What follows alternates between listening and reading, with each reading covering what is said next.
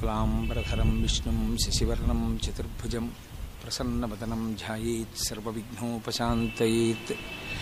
गुरुर्ब्रह्मा गुरुर्विष्णुः गुरुर्देवो महेश्वरः गुरुः साक्षात् परब्रह्म तस्मै श्रीगुरवे नमः।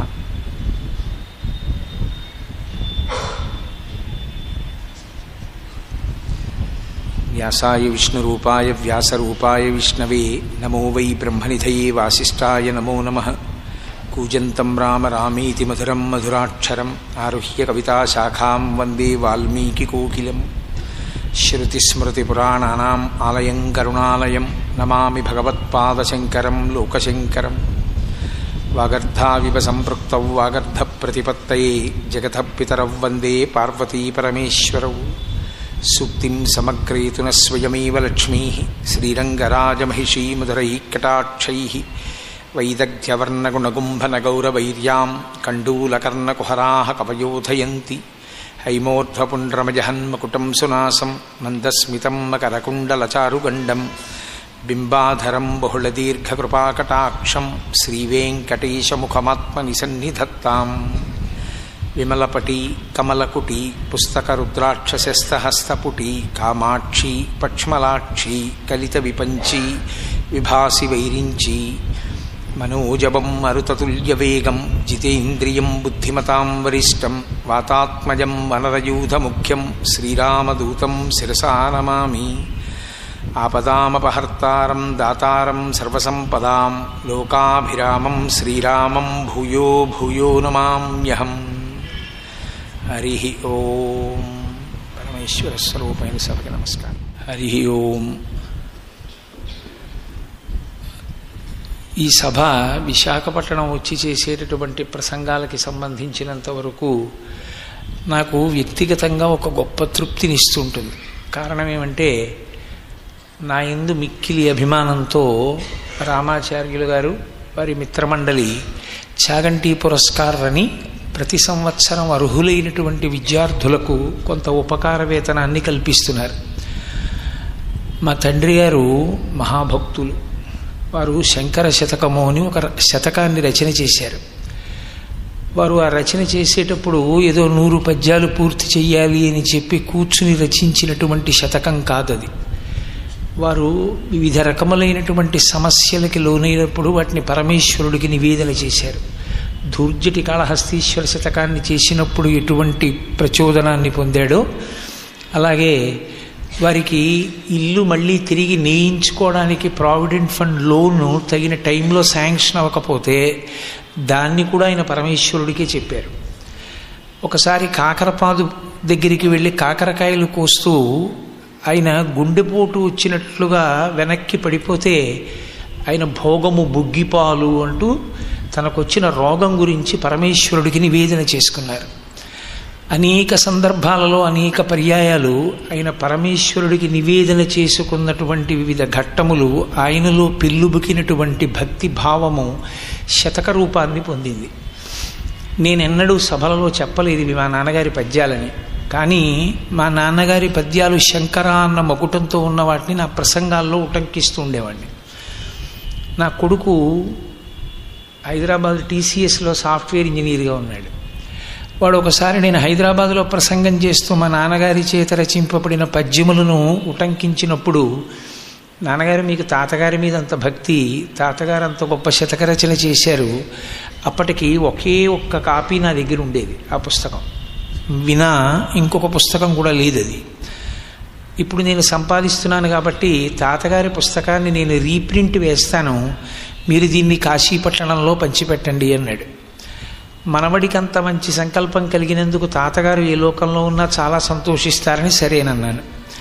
ఆ శంకర శతకం పునర్ముద్రణ పొంది ఈ మధ్య కాశీపట్టణానికి యాత్రకి వెళ్ళినప్పుడు మిత్రులందరికీ బహూకరించడం జరిగింది. మా తండ్రి గారు ఎందరో విద్యార్థుల్ని చదివించి వృద్ధిలోకి తీసుకొచ్చి మంచి మంచి ఉద్యోగాల్లో స్థిరపడేటట్టుగా ఉపకారం చేసిన మహాపురుషులు.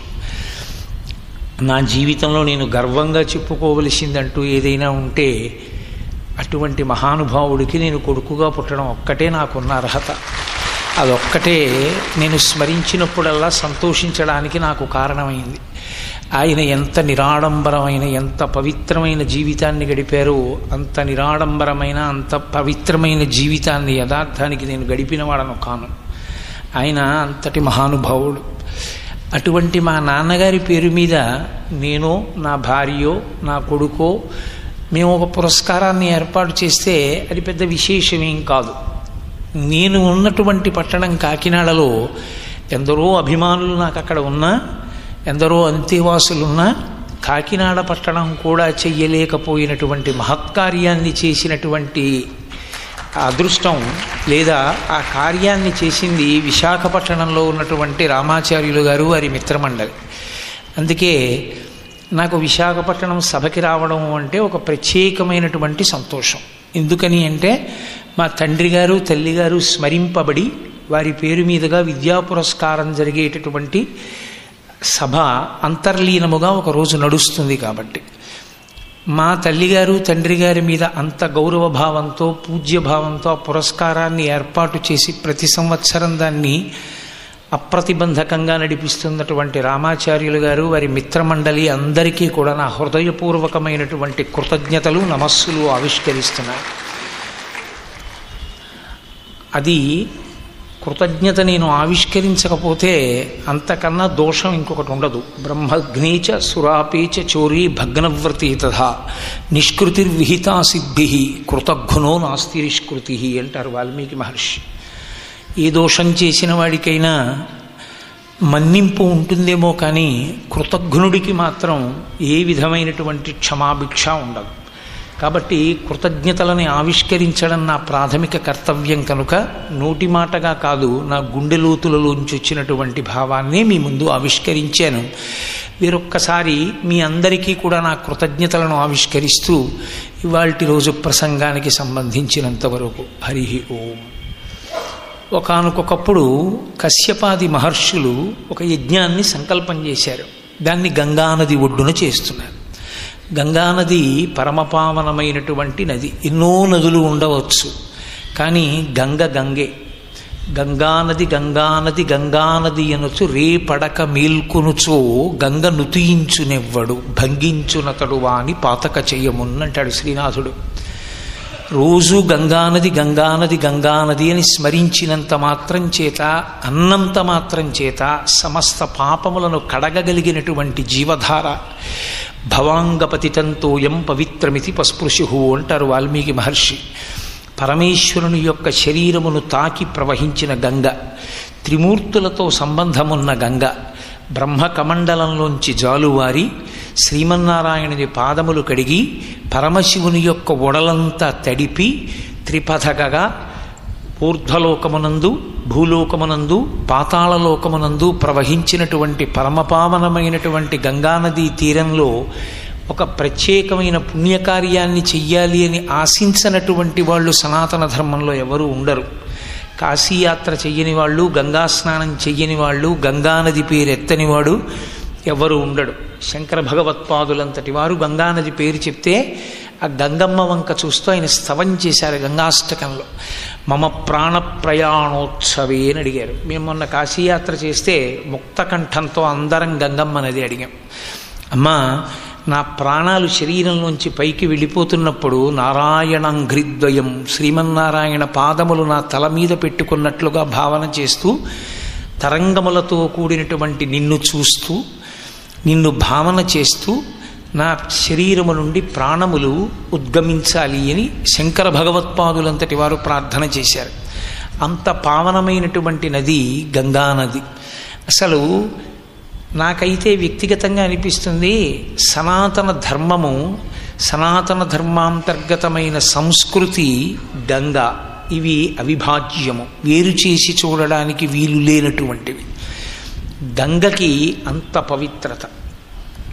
అందుకే బహుశా మహానుభావుడు ఎంత గొప్ప మాట అన్నాడంటే, బిస్మిల్లా ఖాన్ గారిని అమెరికా వచ్చేస్తారా మీరు పౌరసత్వం ఇస్తామంటే, అమెరికాకి కాశీపట్టణాన్ని గంగానదిని తీసుకొస్తే నేను వస్తానన్నాడు. అంటే కాశీపట్టణం గంగానది ఎంత పవిత్రమో అసలు ఆ కాశీ గంగ, ఆ పేరు చాలు ఏమిటో గంగ. గోదావరమ్మ, కృష్ణవేణమ్మ, నర్మదమ్మ, తపతమ్మ అలానం గంగమ్మ. గంగా అంటేనే అమ్మ. పరీక్షిత్తు భాగవతంలో గంగని చూసి ఒక మాట అంటాడు, అమ్మా అని పిలిచిన నరు పొమ్మా అని ముక్తి కడకు బుత్తువట, లిమ్మా నీ రూపముతో రమ్మా నాకెదురంగ గంగ రమ్యతరంగా అంటాడు. అటువంటి గంగ ఒడ్డున ఏ పుణ్యకార్యం జరగదు. అందున కశ్యపాది మహర్షులంటే మహానుభావుడు కశ్యప ప్రజాపతి, ఆయన ఈ భూమినంతటినీ కూడా పరశురాముడి దగ్గర దానం పట్టాడు. అందుకే ఈ భూమి కశ్యప ప్రజాపతిది, అందుకే దీనికి కాశ్యపి అని పేరు. అటువంటి కశ్యపుడు గంగానది ఒడ్డున యజ్ఞం చేస్తున్నాడు. కలియుగం ప్రవేశించడానికి రోజులు దగ్గర పడుతున్నటువంటి కాలం. చిత్ర విచిత్రమైన ఆలోచన ధోరణులు ప్రబలేటటువంటి అవకాశం ఉన్న రోజులు. అక్కడికి నారద మహర్షి వచ్చారు. వచ్చి ఆయన ఒక ప్రశ్న వేశారు, కోం భుంక్తే యజ్ఞసు బలం కోవా అధ్యక్షశ్చ దేవతాః. ఈ యజ్ఞం మీరు చేస్తున్నారు కదా, ఈ యజ్ఞముని యొక్క ఫలితమునకు భోక్త ఎవరు? ఎవరు తీసుకుంటారు ఈ యజ్ఞ ఫలితాన్ని? లేదా ఈ యజ్ఞము పూర్ణాహుతి సమయమునందు ప్రధానముగా ఎవరిని ఉద్దేశించి పూర్తవుతోంది? త్రిమూర్తుల యందు ఎవరు దానికి అర్హులని మీరు అనుకుంటున్నారు? ఎవరిని ఉద్దేశించి ఈ యజ్ఞం చేస్తున్నారు అని అడిగారు. వాళ్ళు ఒకసారి అయోమయంగా చూసుకొని, కశ్యపాది మహర్షులు ఆ పాటి తెలియని వారు కారు, 3 మూర్తులకును 3 లోకములకు 3 కాలములకు మూలమగుచు భేదమగుచు తిరిక భేదమయ్యొప్పారు బ్రహ్మమనగ నీవే పాలనయన అంటారు పోతన గారు. ఉన్నదొక్క పదార్థమే. సృష్టి చేసేటప్పుడు బ్రహ్మగా ఉంటుంది, నిలబెట్టేటప్పుడు విష్ణువుగా ఉంటుంది, లయం చేసేటప్పుడు శివుడిగా ఉంటుంది. లయం చేసేటప్పుడు శివుడిగా ఉంటుంది అంటే భయం చాలామందికి. సృష్టి బ్రహ్మ ఒప్పుకుంటారు, స్థితి విష్ణువు ఒప్పుకుంటారు, లయ శివుడు భయపడిపోతారు. అయ్యి బాబోయ్ ఎందుకు వచ్చిన అలా రండి అంటారు. లయ శివుడు అంటే భయపడిపోవడానికి ఏమి ఉండదు. 3 రకములైనటువంటి లయం ఉంటుంది లోకంలో. స్వల్పకాలిక లయము అని ఒక లయం. రాత్రి పట్టేటటువంటి నిద్ర పరమశివానుగ్రహం.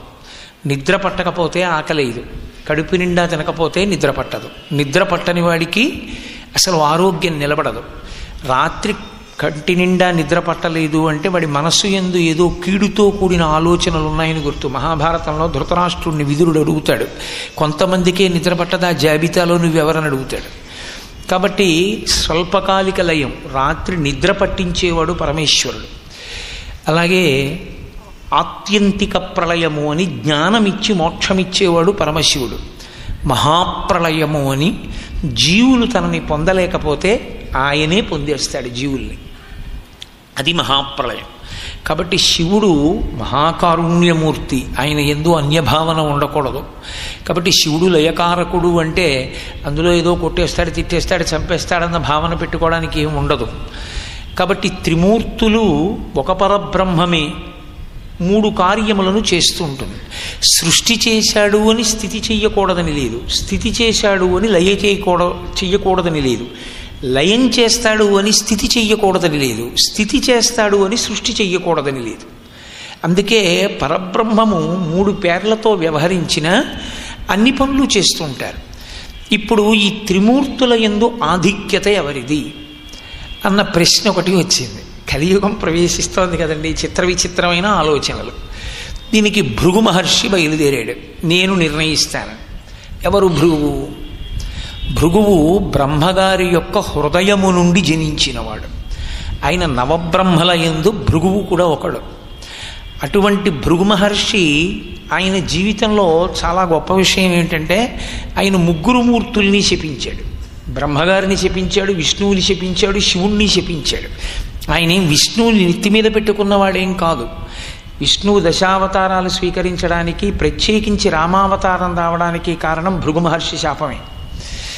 అంటే అలా ఎందుకండి శాపం ఇస్తూ ఉండడం అంటే, అపారమైనటువంటి తపశ్శక్తిని గణించినప్పటికీ భావమునందు ఉద్రేకమును పరీక్షించుకోగలిగినటువంటి శక్తి లేకపోతే అది శాపవాక్కుగా విడుదలవుతూ ఉంటుంది.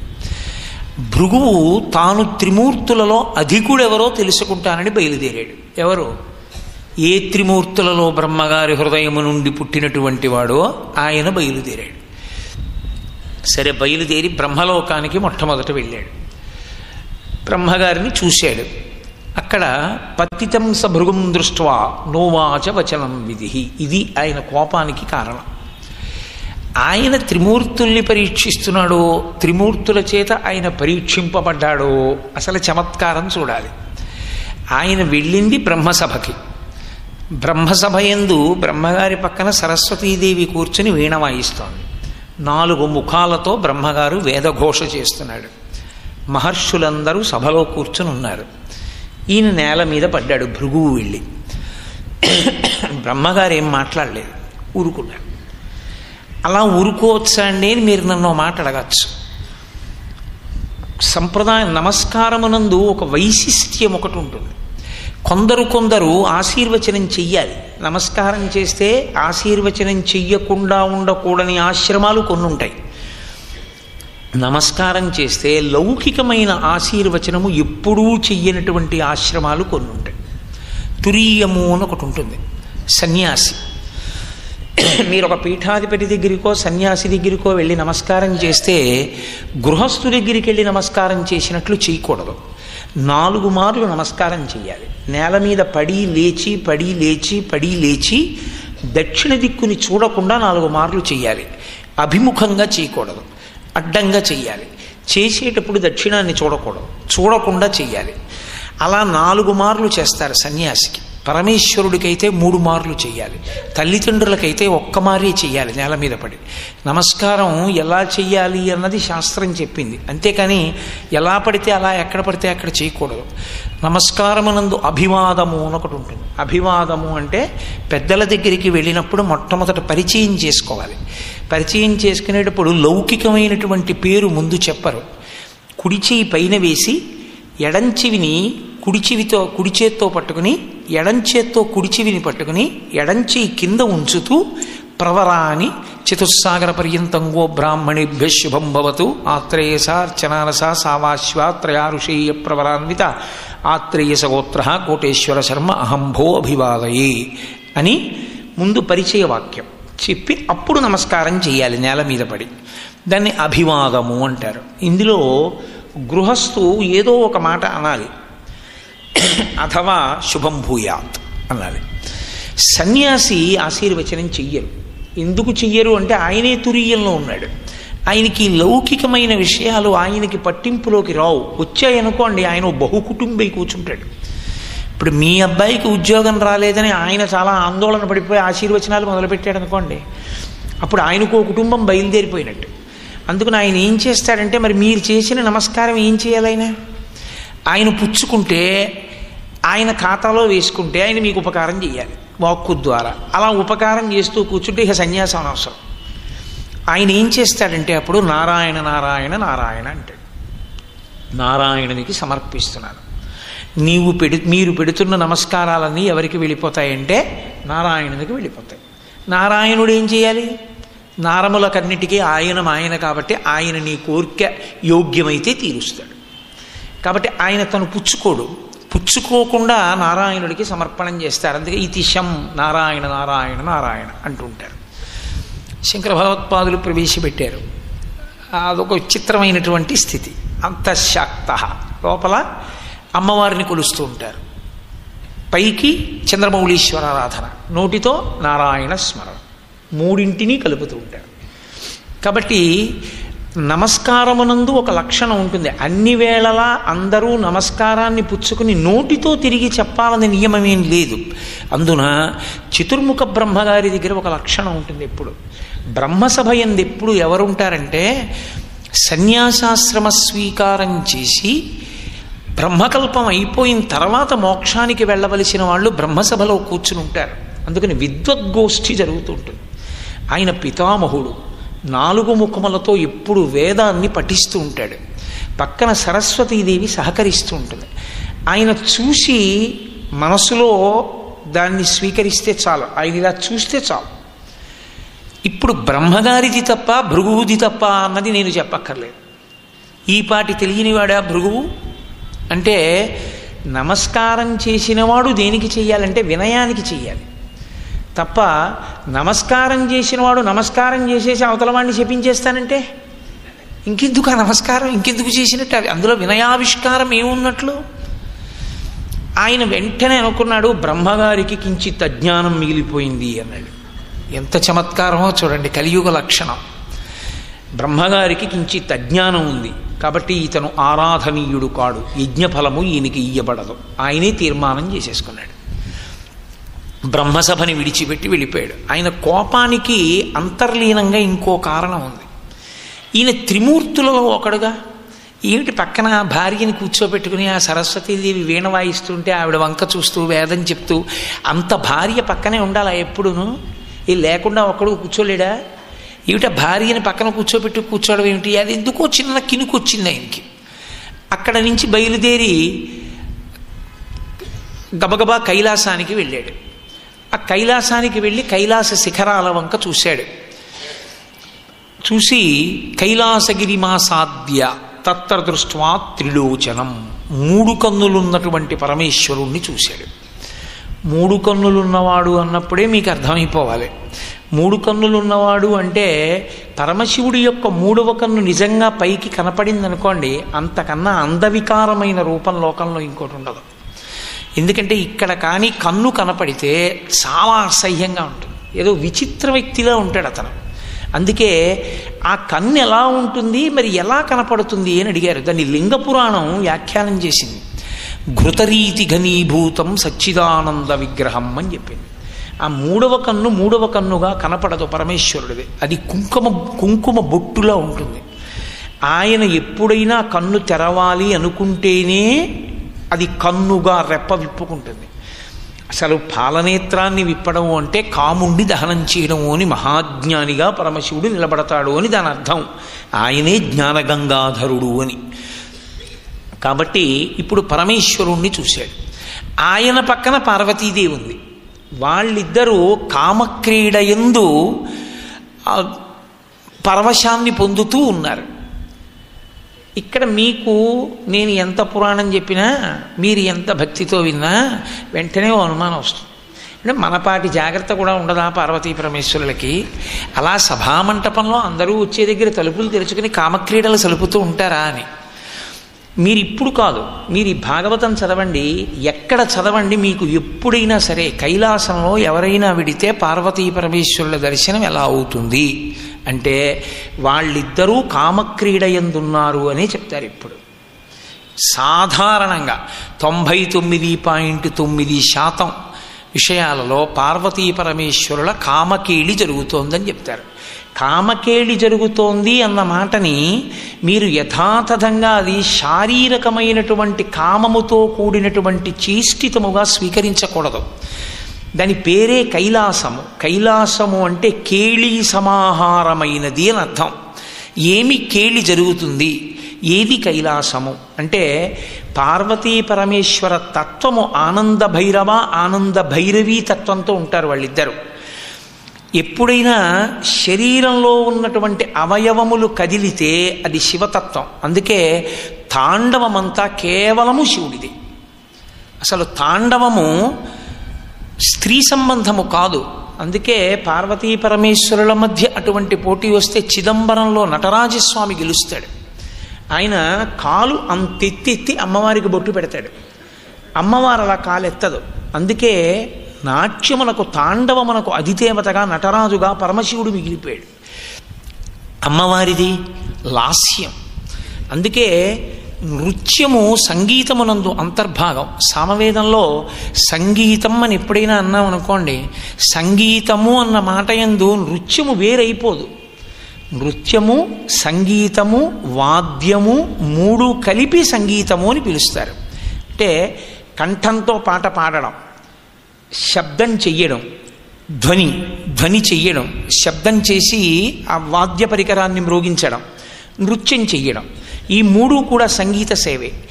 అసలు ఈ సంగీతం ఈశ్వరుడి సేవలో అంతర్భాగం. మంత్రపుష్పం వరకే పూజ సంస్కృతంలో ఉంటుంది.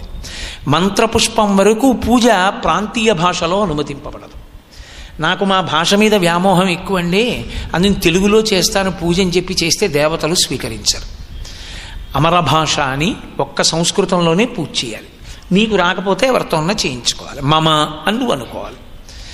కాబట్టి మంత్రపుష్పం వరకు సంస్కృతం. మంత్రపుష్పం తర్వాత రాజోపచారాలు జరుగుతాయి. రాజోపచారాలు ప్రాంతీయ భాష అనుమతిస్తారు.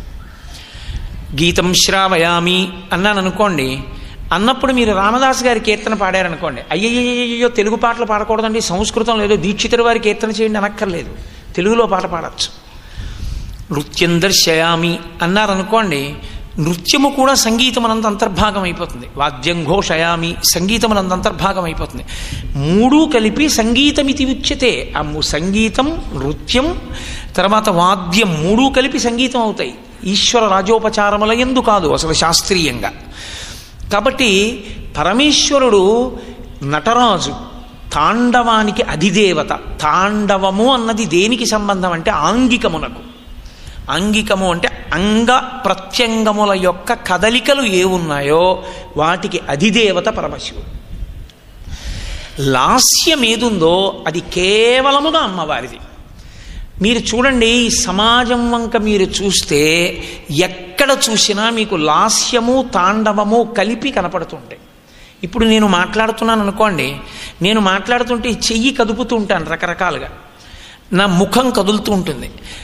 నేను చెప్తున్నప్పుడు ఏదో ఆ సందర్భంలో ఉన్నటువంటి రసమును ఆవిష్కరించేటప్పుడు నా కన్నుల యందు భావ ప్రకటనము మారుతుంది, నా ముఖంలో రసావిష్కారము మారుతుంది, నా ముఖంలో భావములు ప్రకటనము కావడమే అమ్మవారు. నా చేతులు కాళ్ళు కదలడం, నా ముఖం కదలడం పరమశివుడు. ఇప్పుడు కేళి కామక్రీడ అన్న మాటకు అర్థం ఏమిటంటే, పార్వతీ పరమేశ్వరులు నా యందు ఉండి నేను ఇలా అన్నప్పుడు నా చేతులు కదలడం, నా కంఠం కదలడం, నా తల కదలడం పరమశివుడు.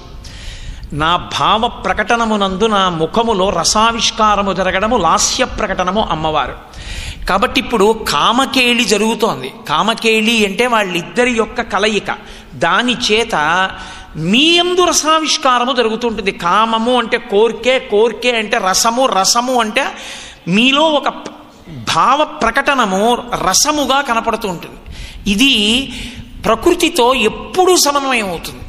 మీకు నేను ఒక్క విషయమే చెప్తాను, ఎందుకంటే ఇప్పుడు నేను పార్వతీ పరమేశ్వర కేళీ తత్వము మాట్లాడటం లేదు, ఒక విషయాన్ని నేను సమర్థిస్తున్నాను అంతే. నేను ఒక జలపాతాన్ని చూశాను అనుకోండి, లేదా నా జీవితంలో మొట్టమొదటిసారి సముద్రాన్ని చూస్తున్నాను అనుకోండి. నేను ఏలూరు పట్టణంలో పెరిగి పెద్దవాడిని అయ్యాను. నేను మొట్టమొదటిసారి విశాఖపట్నం వచ్చినప్పుడు సముద్రం చూడడానికి వెళ్ళినప్పుడు ఏదో నాకు సరిగ్గా స్ఫురణలో ఉంటే ఆ టౌన్ హాల్ వైపు ఎటువైపో పెడుతూ నేను సముద్రాన్ని చూశాను మొట్టమొదటిసారి.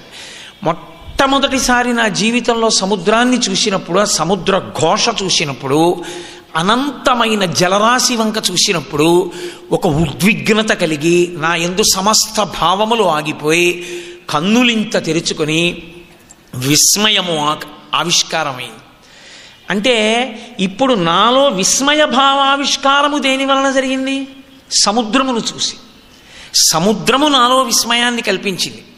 నేను ఒకళ్ళ దగ్గరికి వెళ్ళి ఇలా అన్నాను అనుకోండి, ఆయన ఏ అంటాడు, అంటే నేను ఇలా అంటే ఆయన ఏ అని ఆయనలో కోపం ఆవిష్కృతమైంది, క్రోధము. ఇది స్పందన ప్రతిస్పందన కింద నడుస్తూ ఉంటుంది. మళ్ళీ ఎవరిలోంచి వారిలోంచి రావడం కాదు, ఒకటి చూసి ఒకటి ప్రతిస్పందిస్తూ ఉంటుంది. ఇది కైలాసమునందు జరిగే కేళీతత్వము అంటారు. లాస్యతాండవములు ఎప్పుడూ కలిసి ఉంటాయి. ఇందులో లాస్యము లేని తాండవము కానీ తాండవము లేని లాస్యము కానీ ఉందనుకోండి, అయోమయావస్థ అని గుర్తు. ఏ భావ ప్రకటన లేకుండా కాళ్ళు చేతులు మాత్రమే కదులుతున్నాయి అనుకోండి, మనకు అర్థం కాదు. ఏదో భావ ప్రకటన చేస్తూ ఏమీ మాట్లాడటం లేదనుకోండి, ఆయన అనారోగ్యంగా ఉన్నాడని గుర్తు కాదు. అని ఏదో చెప్పబోతున్నాడు అంటాడు, ఏమీ చెప్పలేడు అంటే అనారోగ్యంగా ఉన్నాడని గుర్తు. రెండూ కలిసి ఉంటే ఆరోగ్యంగా ఉన్నాడని గుర్తు. సమాజంతో అతను ప్రతిస్పందిస్తున్నాడు, సమన్వయం అవుతున్నాడు. ఇది పార్వతీ పరమేశ్వరుల యొక్క కామకేళి. అంతేకాని వాళ్ళిద్దరు అదే పనిగా ఇంకా రాత్రి పగలు ఈ వేరే కార్యం ఏమీ పరమశివుడికి లేనట్టు, ఇంకో కార్యం ఇది జగన్మాతకి లేనట్టు ఇద్దరూ నిరంతర కామకేళి అనుభవిస్తూ ఉంటారనేటటువంటి సంకుచిత తత్వంలో అర్థం చేసుకోకూడదు. అలా ఎందుకు అర్థం చేసుకోకూడదండి, మీరు అనుకున్నట్లు ఎందుకు అర్థం చేసుకోవాలని మీరు అంటారేమో. శాస్త్రమునందు ఒక మాట ఉంది, పురాణము వేదమునకు భూతద్దము. వేదం రాజశాసనంలో ఒక్క మాట చెప్పి వదిలేస్తుంది. దాన్ని బాగా వివరించి అర్థమయ్యేటట్టుగా చెయ్యడానికి శృతి, స్మృతి, పురాణము 3 అంచెలుగా వస్తాయి. అందుకే గురుముఖత నేర్చుకుంటే తప్ప విషయమునందు స్పష్టత కలగదు. అందుకే గురువు లేకపోయినా కనీసం ఎవరికి నమస్కారం చేయాలంటే శంకరాచార్యుల వారికి నమస్కారం చేయాలి. శృతి స్మృతి పురాణానాం ఆలయం కరుణాలయం నమామి భగవత్పాద శంకరం లోకశంకరం. వారు భగవత్పాదులు అంటాం, శంకర భగవత్పాదులు అని. శంకర భగవత్పాదులు అంటే దాని అర్థం ఏమిటంటే భగవత్పాద శబ్దాన్ని ఎందుకేస్తారంటే ఎవరి పాదమును పట్టుకుంటే పరమేశ్వర పాదం అందుతుందో వాడు భగవత్పాదులు. శంకరులు భగవత్పాదులు అంటే ఆయన పాదమును పట్టుకున్న వాడికి భగవంతుడి పాదం అందిపోతుంది. అటువంటి సమర్థుడైన గురువు. కాబట్టి గురుముఖత తెలుసుకున్నప్పుడు వేదములో ఉన్న మంత్రరహస్యములు పురాణమునందు ఎలా ప్రకాశింపచేస్తారో తెలుస్తుంది. కాబట్టి పార్వతీ పరమేశ్వరులు కామకేళియందు మునిగి తేలుతున్నారు అంటే అది ఆనంద భైరవ, ఆనంద భైరవీ తత్వమై శంకరులు సౌందర్యలహరిలో ప్రస్తుతి చేస్తారు దాన్ని. అది లాస్య తాండవ సమ్మేళనమై ప్రకాశిస్తోంది అని గుర్తు. ఇప్పుడు ఆయన పరమశివుడి వంక చూశాడు, ఒక నమస్కారం చేశాడు. పరమేశ్వరుడు కూడా అంతే. ఆయన దగ్గర ఒక లక్షణం ఉంటుంది. ఆయన దగ్గర గమ్మత్తు ఏమిటో తెలుసా అండి? ఆయన ప్రతి నమస్కారం చేస్తాడు. ఎలా చేస్తాడంటే ఇలా అనడం 2 చేతులతో. ఎందుకు అనడంటే ఆయన అనకూడదు అలాగా. ఎవరికి నమస్కారం చెయ్యకూడదో వాళ్ళకి మీరు నమస్కారం చేసినా, ఎవరికి క్షమార్పణ చెప్పకూడదో వాళ్ళకి మీరు క్షమార్పణ చెప్పినా అది పుచ్చుకున్న వాడికి ఆయువు క్షీణిస్తుంది ధర్మశాస్త్రంలో. పెద్దలు ఏదో పొరపాటున ఓ మాట అన్నారు మిమ్మల్ని, మీరు క్షమార్పణ చెప్పండి, క్షమార్పణ చెప్పండి అన్నారనుకోండి, అయ్యా నన్ను క్షమించండి అని ఆయన వెళ్ళిపోయారనుకోండి, ఆయనకి ఏమీ పోదు, ఆయుర్దాయం మీకు క్షీణిస్తుంది. అందుకే ధర్మశాస్త్రంలో ఒక మాట, పిల్లల్ని ఎప్పుడైనా అనరాని మాట తండ్రి అన్నాడు అనుకోండి, తప్పు లేదు కొడుకుది, కానీ ఓ మాట తూలేడు తండ్రి. ఇప్పుడు ఒరే నాన్న సారీరా అనకూడదు తండ్రి.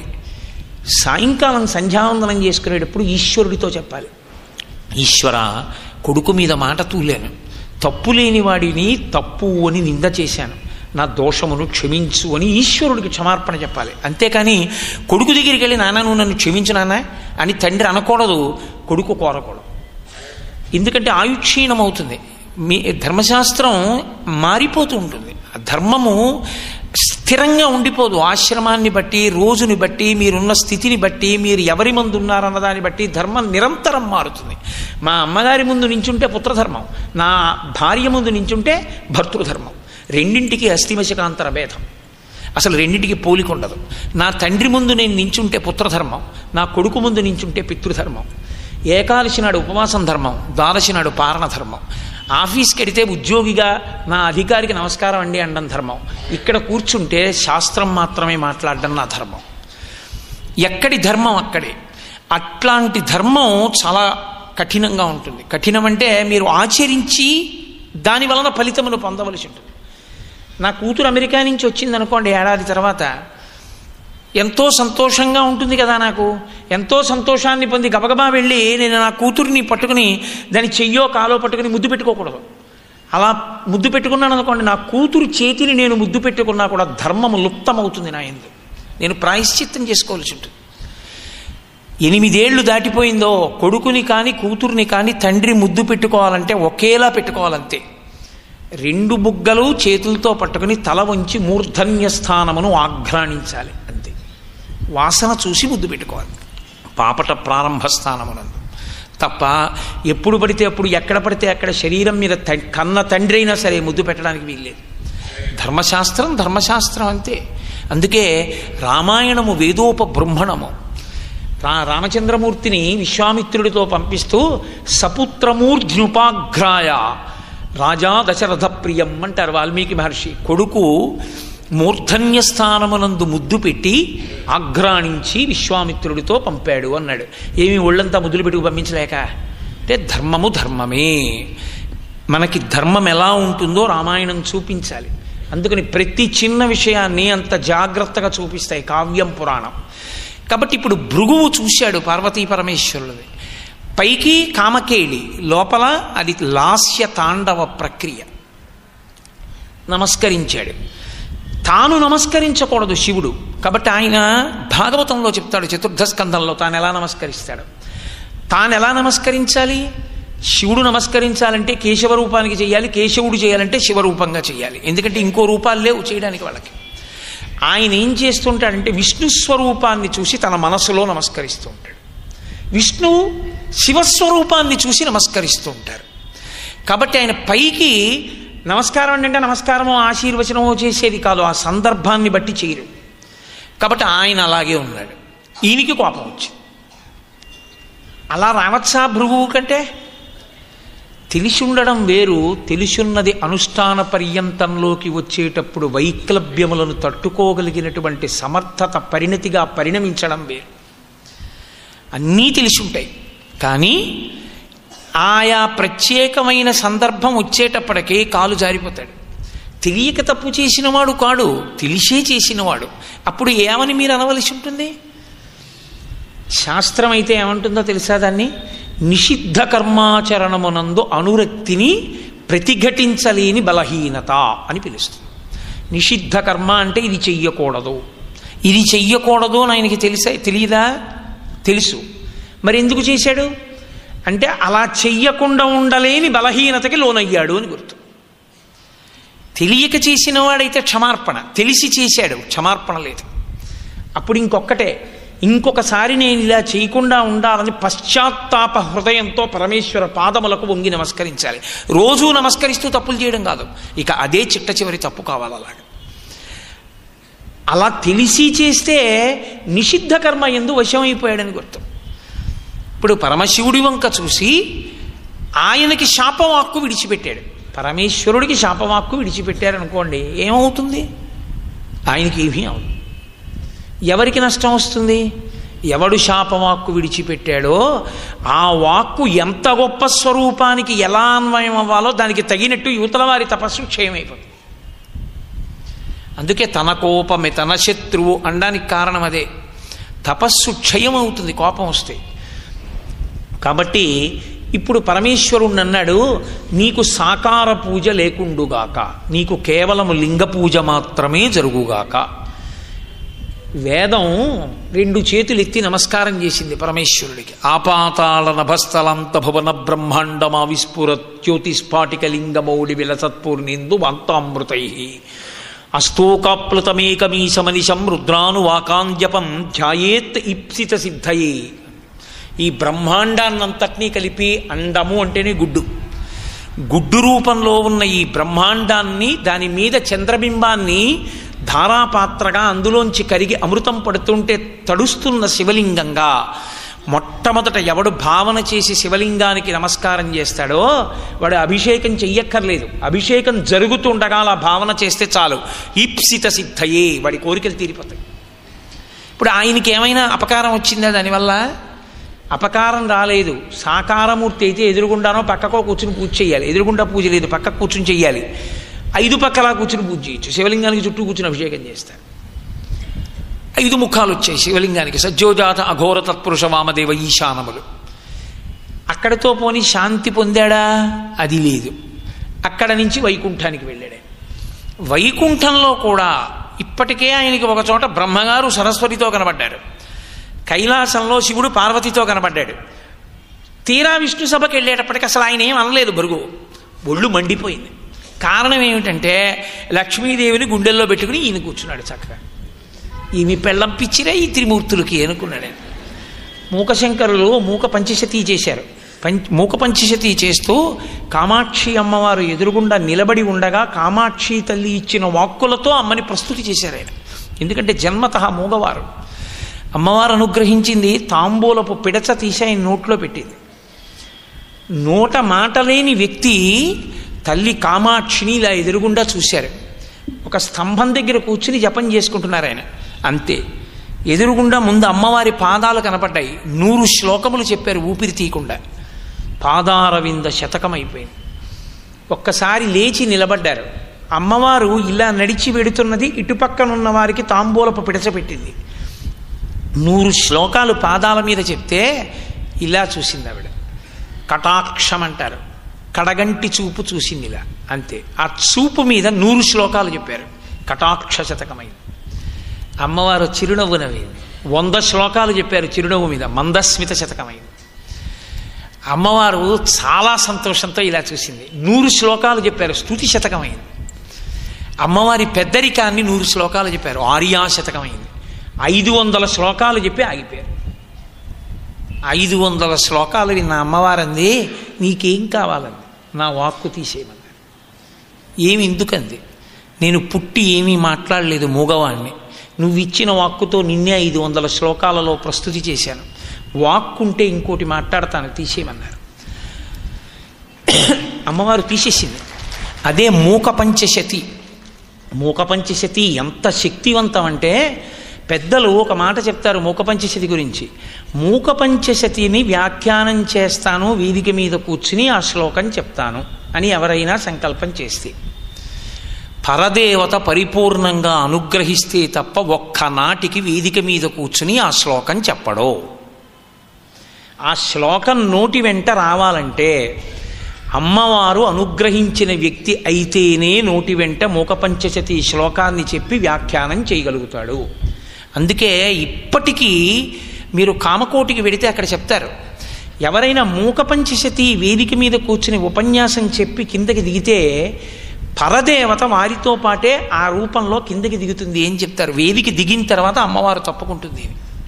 అందుకే వేదిక దిగుతూ ఉండగా అటువంటి వ్యక్తికి చేసిన నమస్కారం పరదేవతకే. ఇప్పటికీ కంచిలో మూక పంచశతి అంటే అంత పట్టు. పరమాచార్య దగ్గరికి ఎవరైనా వెడితే ఏదైనా చెప్తే కామాక్షి గుళ్ళోకి వచ్చిన మూక పంచశతి చదువుకోనేవారు. నాకు జీవితంలో ప్రబలమైన కోరిక, ఎప్పటికైనా మూక పంచశతి మీద నేను అలా ఉపన్యాసం చెప్పగలనా, ఒక్కరోజైనా నా జన్మలో చెప్పుకోగలనా అని. అమ్మవారిని ఎంతో వేడుకున్న, అమ్మ నాకు ఏ యోగ్యత లేదు, నీ అనుగ్రహమే నాకు యోగ్యత. అప్పుడు ఇప్పుడు కాదు, దేవీ నవరాత్రులలో 9 రోజులు నాతో మూక పంచశతి చెప్పిస్తావా అమ్మా అని. నా తల్లి ఏ యోగ్యత లేని నన్ను అనుగ్రహించి 2-3 సంవత్సరాలు దేవీ నవరాత్రులు మూక పంచశతి చెప్పించింది. ఏమి మూక పంచశతో! నిజంగా అమ్మవారే ఆయనలో ప్రవేశించి చెప్పించింది మూకశంకరుల చేత. కంచికామకోటి పీఠాధిపత్యం వహించి గోదావరి తీరంలో ఆయన శరీరత్యాగం చేశారు మహానుభావులు. ఆయన మూకశంకరులు మూక పంచశతి చేస్తూ ఒక చోట అంటారు, వదనారవింద వక్షో పురంధ్రి రూపా త్వమేవ కామాక్షి అని శ్లోకం చేస్తూ, వదనారవింద వక్షో వామాంక తటీ వశం వదీభూత పురుషత్రితయే రూపా పురంధ్రి రూపా త్వమేవ కామాక్షి అని. అమ్మా కామాక్షి, నువ్వే పరదేవతవి, అమ్మలగన్నయమ్మవి, నువ్వే 3 శక్తులుగా మారుతుంటావు. మారి వదనారవింద, ఎవరెవరికి ఎలా శక్తిగా ఉపయోగపడితే వారికి ఇచ్చిన పదవిని వారు సమర్థవంతంగా చెయ్యగలుగుతారో వారికి ఆ రూపంలో ఆ శక్తిగా ఆ అవసరమైన స్థానమునందు నువ్వు ప్రకాశిస్తావు. బ్రహ్మగారు సృష్టి చెయ్యాలి, వేదం చెప్పాలి 4 ముఖాలతో, అందుకని ఆయనకి నాలుక మీద నిలబడతావు. వదన, సంస్కృతంలో నోటికి వేరు మాట లేదు, ముఖము నోరు రెండిటికీ కలిపి ఒకటే. సంస్కృతంలో వదనం అంటే నోరు, వదనం అంటే ముఖం. వదనారవింద, బ్రహ్మగారి యొక్క నాలుక మీద ఉంటావు. వక్షో, శ్రీ మహావిష్ణువుకి వక్షస్థలంలో ఉంటావు. వదనారవింద వక్షో వామాంక తటీ వశం వదీభూత పురుషత్రితయే త్రేధా, పరమశివుడికి ఎడమ తొడ మీద కూర్చుని ఎడమ భాగాన్ని ఆక్రమించి ఉంటావు. ఇలా ముగ్గురికి 3 చోట్ల ఉంటావు. 3 చోట్ల ఉన్న ఈ 3 శక్తుల్ని కలిపితే మళ్ళీ త్వమేవ కామాక్షి, నువ్వే అమ్మా కామాక్షి అన్నారు.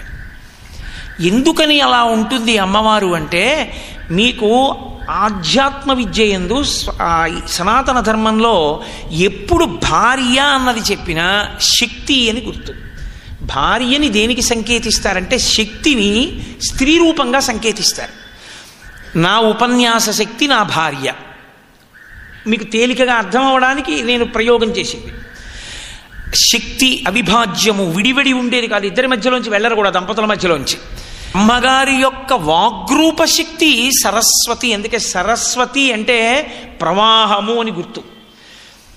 That which flows is Saraswati. ఏది ప్రవహిస్తుందో అది సరస్వతి. అందుకే బాగా గుర్తుపెట్టుకోండి, సర్వనాశనం అయ్యేది ఎప్పుడు అంటే విద్యయందు మోహము కలిగితే.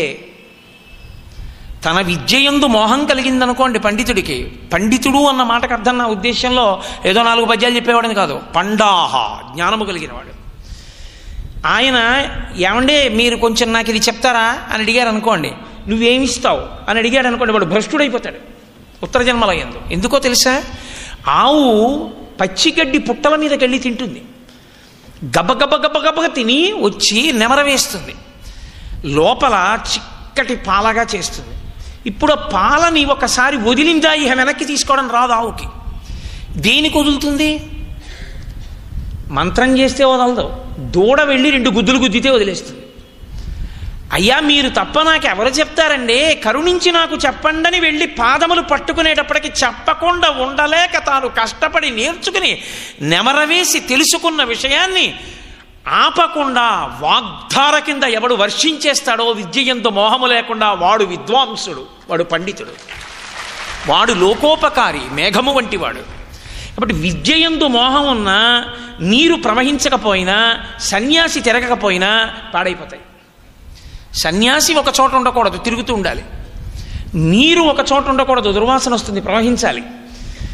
వాక్కు ఒకటి ఎందు ఉండిపోకూడదు. నేను నేర్చుకున్నది నా ఎందే ఉండిపోయింది అనుకోండి, నేర్చుకున్నదంటూ ఏమైనా ఉంటే ఉండిపోయింది అనుకోండి, లోకానికి పనికిరాదు. అది వాగ్రూపంలో ప్రవాహం అయిందనుకోండి, పనికొస్తుంది 10 మందికి. అందుకే సరస్వతి అంటే ప్రవాహము. ప్రవాహము వాగ్రూపము, వాక్కుగా వెళ్ళాలి. వాక్కుగా వెళ్ళాలంటే నాలుక మీద నర్తనం చెయ్యాలి వాగ్దేవిగా. అందుకని సరస్వతి బ్రహ్మగారికి నాలుక మీద ఉంటుంది, అందుకని విడివడి కనపడకూడదు. అందుకు కనపడ్డారు కలిసి. ఇది భృగువుకి తెలియదా?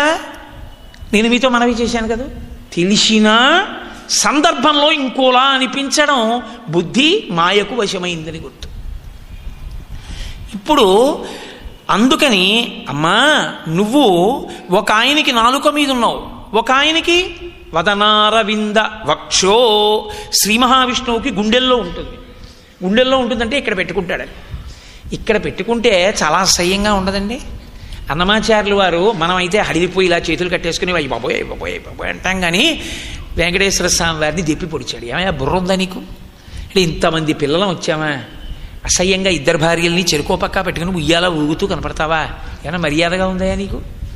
మీరు ఏదో కోటేశ్వరరావు ఏదో ప్రసంగాలు చేశాడు, కాకినాడ వచ్చాం కదా ఒకసారి వాడిని చూసొద్దామని మా ఇంటికి వచ్చారనుకోండి, నేను ఉయ్యాల బల్ల ఎక్కి కూర్చుని మా ఆవిడ్ని తొడ మీద కూర్చోబెట్టుకుని రెండు అన్నాను అనుకోండి, ఊరి వీడి అసాధ్యం మండిపోను, ఇదే వీడు కూర్చుని తీరనుకోరు మీరు నన్ను. అలా ఏమయ్యా కూర్చోవడం ఏమిటి, ఉభయనాంచారుల్ని పక్కన పెట్టుకుని ఉయ్యాలూగుతూ అదేం దర్శనం అని వెంటనే ఆయన అన్నారు. అర్థమైంది, అలల చించలమైన ఆత్మలందుండ నీకు అలవాటు చేసని ఉయ్యాల, ఎందుకు నీకు ఈ ఉయ్యాల అలవాటైందో నాకు అర్థమైంది అన్నారు. అది భక్తి, అది పండాలి, అది పండితే అందం. విష్ణువు గుండెల్లో లక్ష్మిని పెట్టుకుంటారంటే ఏదో ఓ తాడుగట్టి ఓ కొయ్యబల్ల వేసి దాని మీద ఆవిడ కూర్చోబెట్టుకు తిరుగుతుంటారని కాదు దాని ఉద్దేశ్యం. విష్ణువు స్థితికారుడు. స్థితికారుడు అంటే పరిపాలనాంశయందు ఉంటారు ఆయన. ఇప్పుడు పరిపాలనాంశ కలిగిన వాడికి గుండెలలో కారుణ్యం ఉండాలి.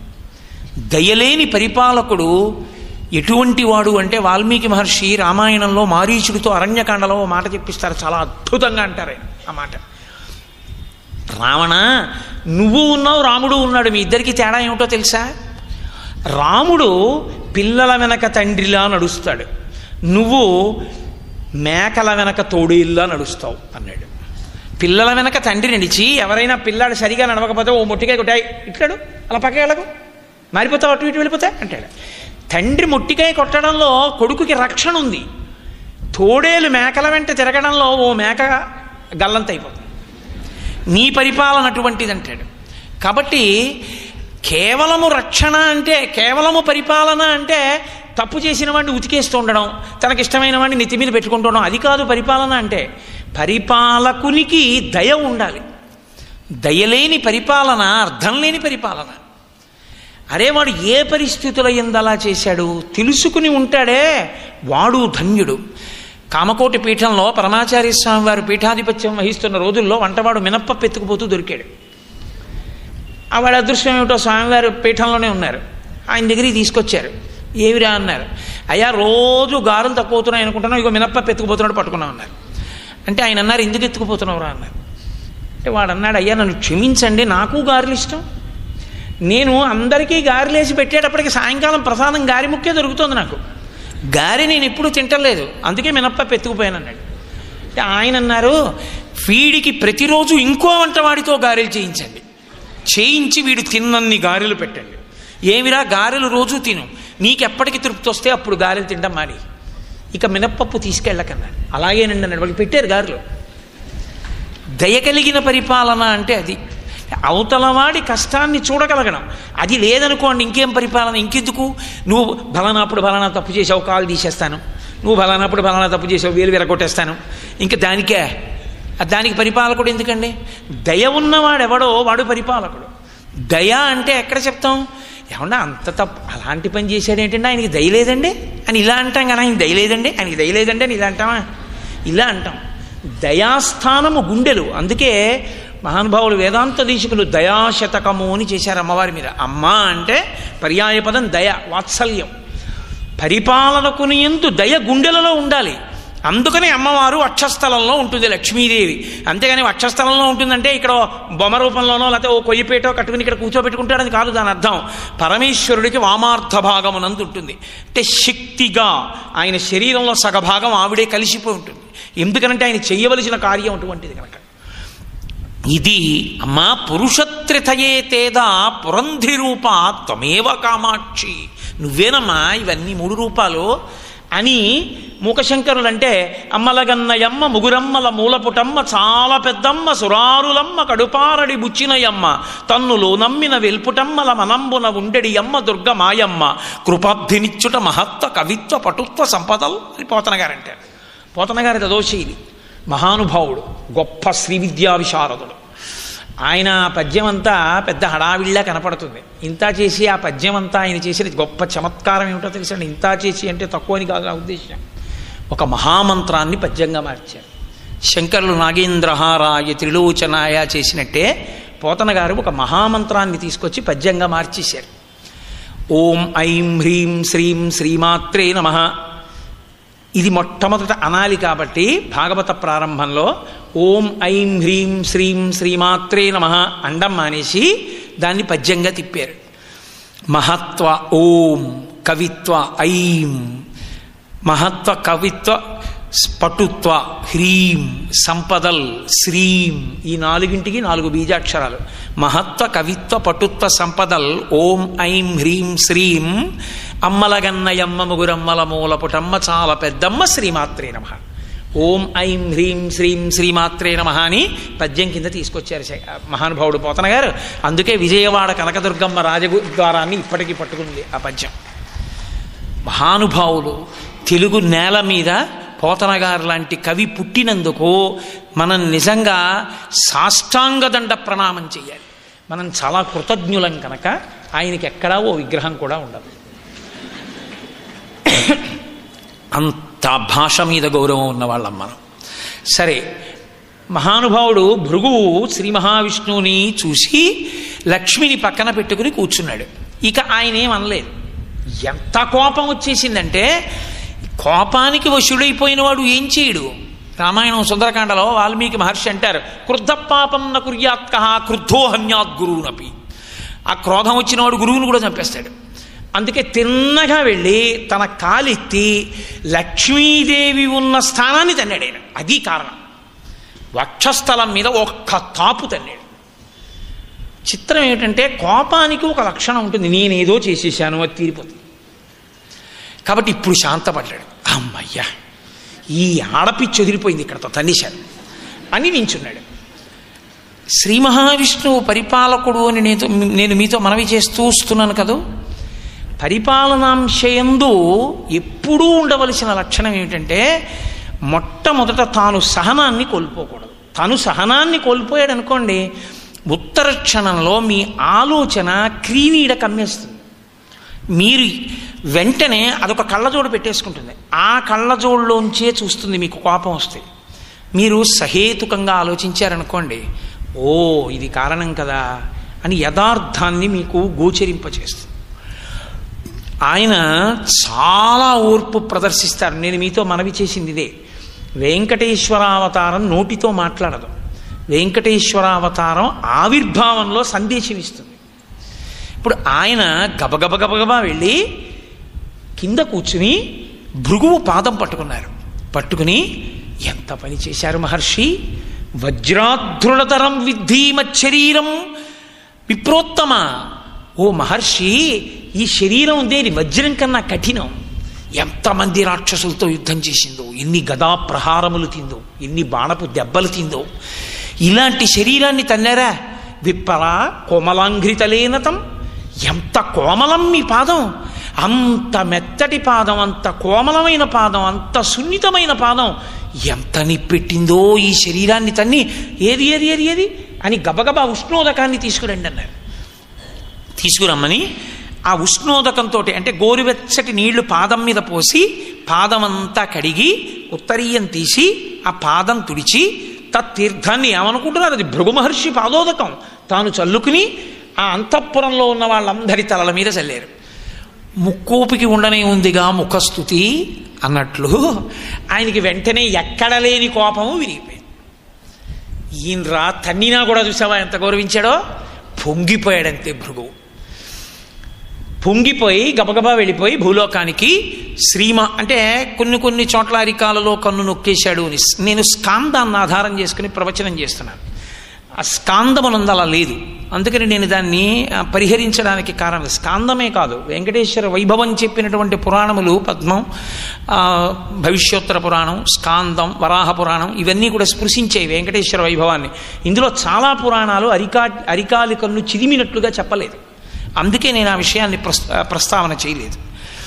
భృగువు భూలోకానికి వెళ్ళి శ్రీ మహావిష్ణువే యజ్ఞమునందు భోక్త, ఆయనకే ఈ యజ్ఞ ఫలాన్ని సమర్పణం చెయ్యండి.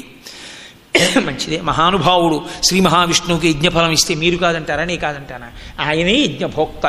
యజ్ఞభోక్యజ్ఞకృత్యజ్ఞీ యజ్ఞభోక్యజ్ఞసాధన యజ్ఞాంతకృత్యజ్ఞగుహ్యం అన్నమన్నాదయేవచ అని చదువుతున్నాం కదా. చాలా సంతోషించారు. యజ్ఞం పూర్తయింది. ఇప్పుడు లక్ష్మీదేవి లేచి ఆవిడంది, ఒక ముని నేను ఉండే స్థానాన్ని తన్నాడు.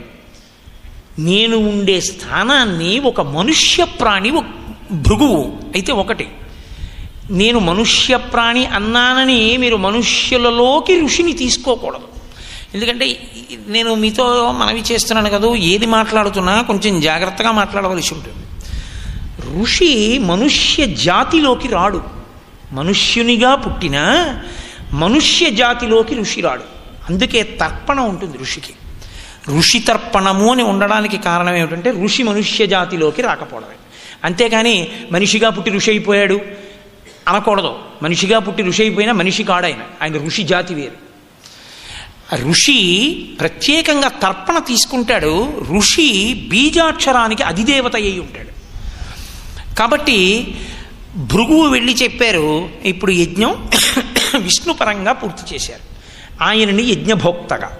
కానీ లక్ష్మీదేవి అంది, ఒక ఋషి వచ్చి నేనున్న స్థానాన్ని తన్నారు, నేను లోకమాతని, నా స్థానాన్ని ఆయన తంతే నేను ఎందుకుంటాను, ఉందును. ఎప్పుడు మీరు ఆయన్ని ఏం అనలేదు.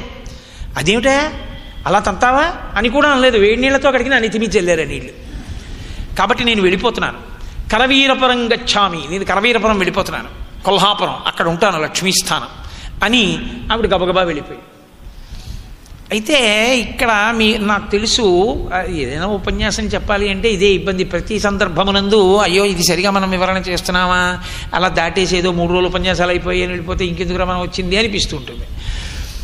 అలా లక్ష్మీనారాయణులు కూడా గొడవలు పడుతూ ఉండడం, లక్ష్మీదేవి కూడా కోపం వస్తూ ఉండడం, ఆవిడేమో భర్తను విడిచిపెట్టి వెళ్ళిపోతూ ఉండడం, వెళ్ళిపోతే ఆయన వెరిమొహం వేసుకుని పాపం పెళ్ళాన్ని కూడా అదుపు చేయలేని వెర్రేళ్లే వైకుంఠంలో కూర్చుంటూ ఉండడం, అలా ఉంటుందా అండి? ఇంకా వాళ్ళే అలా ఉంటే మనం మాత్రం ఇలా ఉంటే పెద్ద గొడవ ఏమిటండి దానికి? ఇక లక్ష్మీనారాయణులని చెప్పి సంకల్పం చెప్పి కన్యాదానం చేయవలసిన అవసరమే ఉంది? అంత లోకాలన్నింటినీ పరిపాలించి నిగ్రహించి శాసించి సుదర్శన చక్రాన్ని చేత్తో పట్టుకోగలిగిన పరమాత్మ తన పెళ్ళాన్ని తాను అదుపులో పెట్టుకోలేనివాడా? అదేమిటే ఇల్లు విడిచిపెట్టి వెళ్ళిపోతావా? తప్పు కాదు అని అడగద్దు. లోకమాత అని అమరకోశం వ్యాఖ్యానం చేసింది లక్ష్మీదేవిని. లోకమాత అయిన తల్లి ఎవరో అజ్ఞానంతో వచ్చి తంతే మొగుడిని విడిచిపెట్టి వెళ్ళిపోతుంది, ఆవిడ నిత్యానపాయిన పైగా ఎలా సమన్వయం ఎలా కుదురుతుంది అంటే మీరు ఒకటి గుర్తుపెట్టుకోవాలి. లక్ష్మి వెళ్ళిపోవడము అన్న మాటకు అర్థం ఏమిటో తెలుసా? వెంకటేశ్వరుడు కలియుగంలో ప్రజల్ని ఉద్ధరించడానికి చేసుకున్నటువంటి సంకల్పానికి అనుగుణంగా ముందు ఆయన దయ కదిలింది అని. మీకు బాగా అర్థం అవ్వాలి అంటే నేను ఒక మాట చెప్తాను. మనసులో కలిగినటువంటి భావము యొక్క కర్మాచరణ రూపమే కార్యము. ఇంకా అర్థం అవ్వలేదేమో అనుకుంటున్నాను. నేను ఒక ఉదాహరణ చెప్తాను. నేను అలా వెళ్ళిపోతున్నాను, ఓ బిచ్చగత్తె కూర్చునుంది, పక్కన ఆమె సంతానం ఓ పిల్ల కూర్చునుంది. అమ్మ ఆకలేసేస్తోందే అమ్మ, అమ్మ కూర్చోలేకపోతున్నానే అమ్మ, అమ్మ నాకు కడుపు మండిపోతోందే అమ్మ అని చెప్పి కింద పడి దొల్లుతోంది. ఇప్పుడు నేను ఆ పిల్లని చూడగానే బిచ్చగత్తెని చూసి నాకు జాలి కలగలేదు, పెద్దది కాబట్టి. ఆ పిల్లని చూసి జాలేసింది. అయ్యయ్యయ్యో చిన్నపిల్ల పాపం, అది ఆకలికి ఎలా ఏడుస్తోంది. ఇదే శంకరాచార్యుల వారు పట్టుకున్నారు. ఎవరిని చూస్తే దయ కలుగుతుందో ఉపమానం ఇచ్చారు. విహంగ శిశవ్విషణ్ణే అన్నారు కనకధారలో. పచ్చం లేదు, పచ్చి పిల్ల అన్నారు ఆయన. అది కవికి గుండె పండిపోయింది భావప్రకటనమునందనడానికి ఆ మాటలు పడే రీతిని బట్టి తెలుస్తుంది. కాబట్టి ఇప్పుడు ఆ పిల్లని చూస్తే దయ కలుగుతుంది, బిచ్చగత్తెని చూస్తే దయ కలగదు. ఆ పిల్ల ఏడుస్తుంటే బాధేస్తుంది. ఇప్పుడు నాకు దయ కలగగానే నేనేం చేస్తాను? ఓ రూపాయి ఇచ్చామన్నా కొనుక్కో అన్నం, గభాలు నా పక్క కొట్లోకి వెళ్ళి నా దగ్గర 2 రూపాయలే ఉన్నాయనుకోండి, ఆ 2 రూపాయలు పెట్టి ఆ మరవరాల ప్యాకెట్ ఇలాగి అని పట్టుకొచ్చి, ఓ పిల్ల మరవరాలు తిని అలా మరవరాలు ఇస్తారు. అది వెంటనే ప్యాకెట్ చింపుకుని ఆ మరవరాలు తింటోంది అనుకోండి, అమ్మయ్యా అంటే. ఇప్పుడు నేను మరమరాల ప్యాకెట్ ఇవ్వడానికి ముందు ఏది కదిలింది నాలోంచి? దయ కదిలింది. దయ కదిలితే మరమరాల ప్యాకెట్ ఇవ్వడంగా కార్యం రూపాంతరం చెందింది కదా. The kindness that has evolved in my heart has manifested in the form of giving a packet of food కదా. నేను ఒక ఆహారపు పొట్లాన్ని ఇవ్వడం అన్నది నాలో కలిగినటువంటి దయ యొక్క రూపాంతరము, ఒక క్రియాకలాపంగా మారింది. వెంకటేశ్వరావతారము భూమి మీద రావడానికి ముందు ఆయన దయ కదిలింది. అది లక్ష్మి వెళ్ళడం అంటే. నేను మీతో మనవి చేశాను కదా, పురాణము భూతద్దంగా చూపిస్తుంది అని మనవి చేశాను. అందుకని తల్లి కదలాలి. ఆవిడ అంత కోపం వచ్చి వెళ్ళిపోయిన తల్లి అయితే లక్ష్మి మళ్ళీ అదేంటి ఆవు దూడని పట్టుకుని ఎందుకు ఎడుతుందండి చోళరాజు గారి దగ్గరికి? లక్ష్మి మళ్ళీ గబగబా వెంకటేశ్వరుడు పక్కకెళ్ళింది ఎందుకు? పద్మావతి ప్రణయం పూర్తవ్వాలి, స్వామివారు చేసిన ప్రతిజ్ఞలు పూర్తవ్వాలి, దీనికి ఆయన శక్తి కదలాలి, ఆయన దయ కదలాలి. అందుకని ముందు ఆవిడ కదులుతుంది. అరే కలియుగం, ప్రజలు పాడైపోతున్నారు. మీకు మొట్టమొదటి రోజున నేను మనవి చేశా, నారదుడు ఎంత బాధపడ్డాడో కలియుగాన్ని చూసి. కమలాక్షు నర్చించ కానక కామించి కమలాక్షితో ప్రొద్దు గడపువారు, రాజీవలోచను సేవింపనొల్లక రాజదైవంబని భ్రమయువారు, శ్రీనాథు నీనాడు సేవింపనొల్లక శ్రీమంతులగుట కాంక్షించువారు, నారాయణుని చేరు దారి నూహింపక దారుణాగంబుల తగలువారు, ముక్తియను పల్కు ఎరుంగక భుక్తి మార్గ సాధనాకైక చిత్తులై కలియుగంపున ప్రజలు భ్రష్టులగుట చూచి నేను చింతింతునో అబ్జగర్భ అని చెప్పుకున్నాడు. ఎవరు తీరుస్తారు ఈ కష్టం? శ్రీ మహావిష్ణువు పెడతారా? కంగారు పడకన్నారు బ్రహ్మగారు. ఇప్పుడు ఆయన దయ కదిలింది, లక్ష్మి కదిలింది. 2 ఇంకొకటి ఏమిటో తెలుసా? అసలు పురుషుణ్ణి కదపగలిగింది ఎవరు అని అడిగింది వేదం. గృహిణి గృహముచ్యతే, ఇల్లు ఇల్లు కాదురా అవతల బావన్నారు. ఇది నా ఇల్లండి అని చూపించాను అనుకోండి, అది ఇల్లు కాదు. ఏది నా ఇల్లు అంటే నా భార్య నా ఇల్లు. భార్యయే ఇల్లు. భార్య లేని ఇల్లు ఇల్లు కాదు, అదొక సత్రం, అదొక విశ్రాంతి గృహం. అసలు నిజానికి పురుషునికి విశ్రాంతి స్థానం ఎవరో అని అడిగింది. రామాయణ వ్యాఖ్యానం జరిగితే మీరు తెల్లపోతారు. పురుషుని విశ్రాంతి స్థానమే భార్య. ఎన్ని కష్టాలు పడనివ్వండి, భార్య సేద తీర్చి ఎందుకంత బెంగ పెట్టుకుంటారు? మీరు నమ్ముకున్న ఈశ్వరుడు మిమ్మల్ని కాపాడ్డా? ఏమీ బెంగ పెట్టుకోకండి అని బెంగ పెట్టుకుని ఏదో విషయానికి బాధపడుతున్నటువంటి భర్త నిద్ర పట్టక తలగడ మీద అటు ఇటు దొల్లుతుంటే ఎందుకు అలా దొల్లుతున్నారు నాకు తెలుసు, బెంగ పెట్టుకోకండి అని భర్త ముంగురులు తన చేత్తో సవరించి కన్న తల్లిలా ఆయన గుండెల మీద జోకొడుతుంటే ఎంత కష్టంలో ఉన్న భర్త నిద్రైపోతాడు. ఆయనకి విశ్రాంతి స్థానం భార్య, ఆయన పుణ్యస్థానం భార్య. ఆవిడ్ని పక్కన పెట్టుకుని యజ్ఞయాగాది క్రతువులు చేస్తాడు. ఆయన ఉపశాంతి స్థానము భార్య. ఎందుకో తెలుసా? పెళ్ళైతే యజ్ఞం చేసేటప్పుడు అడుగుతాడు పురుషుడు, నీకు 11వ కుమారుడిగా నన్ను అంగీకరించు అని అడుగుతాడు భార్యని. మీకు కావాలంటే వివాహ మంత్రాల వ్యాఖ్యానం చదవండి. నన్ను నీ 11వ కొడుగ్గా అంగీకరించు అని అంటాడు. అనత్సా భర్త అంటే నేను పెద్దవాడిని అయిపోతాను, ఇల్లు నిర్వహించి మంకు పట్టు వస్తుంది, నేను ఇంత కష్టపడి తీసుకొచ్చాను, వీళ్ళని పెద్ద చేశాను, ఇప్పుడేమో కొడుకుని పిలిచేవిరే ఇలా చెయ్యి అంటే నాన్నగారని నాకు తెలీదా, నేను చేస్తానంటే మీరు ఊరుకోండి, చెప్పారు కదా పని, మీకెందుకు నేను చేస్తాను, ప్రతిదీ చెప్తారేంటి, చిన్నపిల్లని అనుకుంటున్నారా అంటాడు. అనేటప్పటికీ ఆయనకి కోపం వస్తుంది, బొంగమూతి పెట్టుకుని పక్కైపోయి, కష్టపడి పెంచాను, మూర్ఖుడు, నాకు తెలీదా అంటాడేంటి, తండ్రిని చెప్తాను అంటే. 10 మంది పిల్లల్ని కష్టపడి ఓదార్చి వాళ్ళని 10 మందిని స్నానం చేయిస్తే మొట్టమొదటి వాడు మళ్ళీ ఒంటి మీద బూడిది పోసుకొచ్చినట్టు మాట వినకుండా తిరుగుతుంటే లాలించి లాలించి లాలించి లాలించి నీకేమో మూర్ఖత్వాన్ని భరించడం అలవాటైంది. ఇంటి పెద్దని ఇంటి పెద్దని ఇంటి పెద్దని అని నాకు అహంకారం అలవాటైంది. పెద్దవాడిని అయ్యాక ఇది దెబ్బతింది పిల్లలు వినకపోతే. అప్పుడు లాలించడం అలవాటు కదూ, మాట వినని పిల్లాన్ని లాలించినట్టు మళ్ళీ నువ్వు నన్ను లాలించే, అప్పుడు నువ్వు కూడా నిజమే ఎదురు మీకు ఎందుకు అనకు గబుక్కుని. ఏమండి పిల్లలు మీరేనా వాళ్ళని అంత పెద్దవాళ్ళని చేశారు, మీరేనా అంత పరిణితి నేర్పారు, మీరేనా అన్ని విషయాలు నేర్పారు, వాడికి తెలియదండి, వాడి ఇవాళ నాన్నగారండి నేను చేయగలను అన్నాడంటే మీరు పెట్టిన భిక్ష. సంతోషించాలి, నా కొడుకు పెద్దవాడయ్యాడు, నా కొడుకు స్వతంత్రుడయ్యాడు, నా కొడుకు సమర్థుడయ్యాడని. అలా బెగ్గపెట్టి కూర్చుంటారేంటి చిన్నపిల్లల్లా? బాగుంటుందా? ఆ మనవణ్ణి బతిమాలినట్టు మిమ్మల్ని బతిమాలుతుంటే విన్నారనుకోండి, తాత కోపం వచ్చిందా నాన్నమ్మా అంటారు, ఏమన్నా బాగుంటుందా, రండి చాలండి కోపం అని నన్ను లాలించి తీసుకెళ్ళి అన్నం పెట్టే. అంతేకాని నువ్వు కూడా చాలండి మీ మూర్ఖత్వం అని తలుపేసేకే నన్ను 11వ కొడుకుగా లాలించంటాడు. భార్యా స్థానం అటువంటిది. అందుకే ఇల్లాలు సమస్త ఐశ్వర్యం ఆమెది. నేను నా భార్య మెడలో ఏనాడు తాళి కట్టానో ఆనాడే నా ఐశ్వర్యం అంతా ఆమెది. నేను ఇవాళ ఇక్కడ కూర్చుని పంచకట్టు కూర్చున్నానంటే ఈ పంచ మా ఆవిడ పెట్టిన భిక్ష, అంతే శాస్త్రం. నేను ఈ పంచ కట్టుకుంటే మా ఆవిడ భిక్ష, నేను ఈ లాల్చీ వేసుకుంటే మా ఆవిడ భిక్ష, నేను ఈ ఉపన్యాసం చెప్తే మా ఆవిడ భిక్ష. అదేంటంటే విశాఖపట్నం అసలు ఆవిడ రానిలేదు కదా, ఆవిడ పెట్టిన భిక్ష ఏమిటంటారేమో. శాస్త్రంలో అంతే. నేను గోశాలకు 1000 రూపాయలు ఇద్దాం అనుకుంటున్నాను, ఒక్కనాటికి వీల్లేదు అంది అనుకోండి, దానికి తెలియకుండా నేను ఎక్కడో డబ్బట్టుకొచ్చి ఇచ్చాను అనుకోండి, నాకు ఖాతాలో ఏం వేస్తారో తెలుసా? మా ఆవిడ ఇమ్మంటే ఆ డబ్బట్టుకొచ్చి నేను దాని డబ్బట్టుకొచ్చి నేను ఇచ్చినందుకు నాకు ఫలితం వేస్తారు, డబ్బా ఆవిడదే. ఇంటికి ఇల్లాలు ఇల్లాలు అన్న మాటకు అర్థం ఏమిటంటే వైదికంగా మీ సమస్త ఐశ్వర్యమునకు అధిపతి ఆవిడే. నేను చెప్పింది అబద్ధమని మీరు అనుకుంటే మీరు వేదమంత్రాలను పరిశీలించండి, ఆవిడిదే అధికారం ఇంటి మీద. గృహిణి గృహముచ్యతే. సరి అయిన భర్త అని గుర్తేమిటో తెలుసా? భార్య లేకపోతే ఒక్క క్షణం ఉండలేకుండా ఉండాలి. శ్యామశాస్త్రి గారు అంతటి మహానుభావుడు, సంగీత విద్వాంసుడు. ఆయన తాంబూల చర్వణం చేస్తూ సంగీతం నేర్చుకుంటూ పలమారితే తాంబూలపు ఉమ్ము వెళ్ళి గురువుగారి లాల్చీ మీద పడింది. పడితే శ్యామశాస్త్రి గారు క్షమార్పణ చెప్పారు, అయ్యా తాంబూలపు ఉమ్ము పడింది మీ మీద, నన్ను మన్నించండి, ఆ బట్ట ఇవ్వండి ఉతుకుతానన్నారు. గురువుగారు అన్నారు, ఒరే శ్యామశాస్త్రి నీకు పాఠం ఎందుకు చెప్పానో తెలుసా? ఎప్పటికైనా నీ తాంబూలపు ఉమ్ము నా ఉత్తరయం మీద పడాలని చెప్పాను రా, నువ్వు పరదేవతవిరా, శ్యామశాస్త్రిగా పుట్టావన్నారు. ఆ శ్యామశాస్త్రి గారు భార్య వెళ్ళిపోయిన 11వ రోజు లోపల వెళ్ళిపోయారు. నా ఉద్దేశ్యం భార్యాభర్తలు అంటే శాస్త్రమునందు ఇద్దరు కాదు. అందుకే సుందరకాండలో హనుమంటారు, అస్యాదేవ్యా యథారూపం అంగ ప్రత్యంగ సౌష్ఠవం రామస్య యథారూపం తం చేయమసిదేక్షణ అస్యాదేవ్యా మనస్తస్మిన్ తస్య చాస్యాం ప్రతిష్ఠితం తేనేయం చేసి ధర్మాత్మా ముహూర్తమపి జీవతి. సీతమ్మ లేని రాముడు బతకకూడదిన్నాళ్ళు, రాముడు లేని సీతమ్మ బతకకూడదిన్నాళ్ళు. కానీ ఎలా బతికున్నారు వీళ్ళిద్దరూ?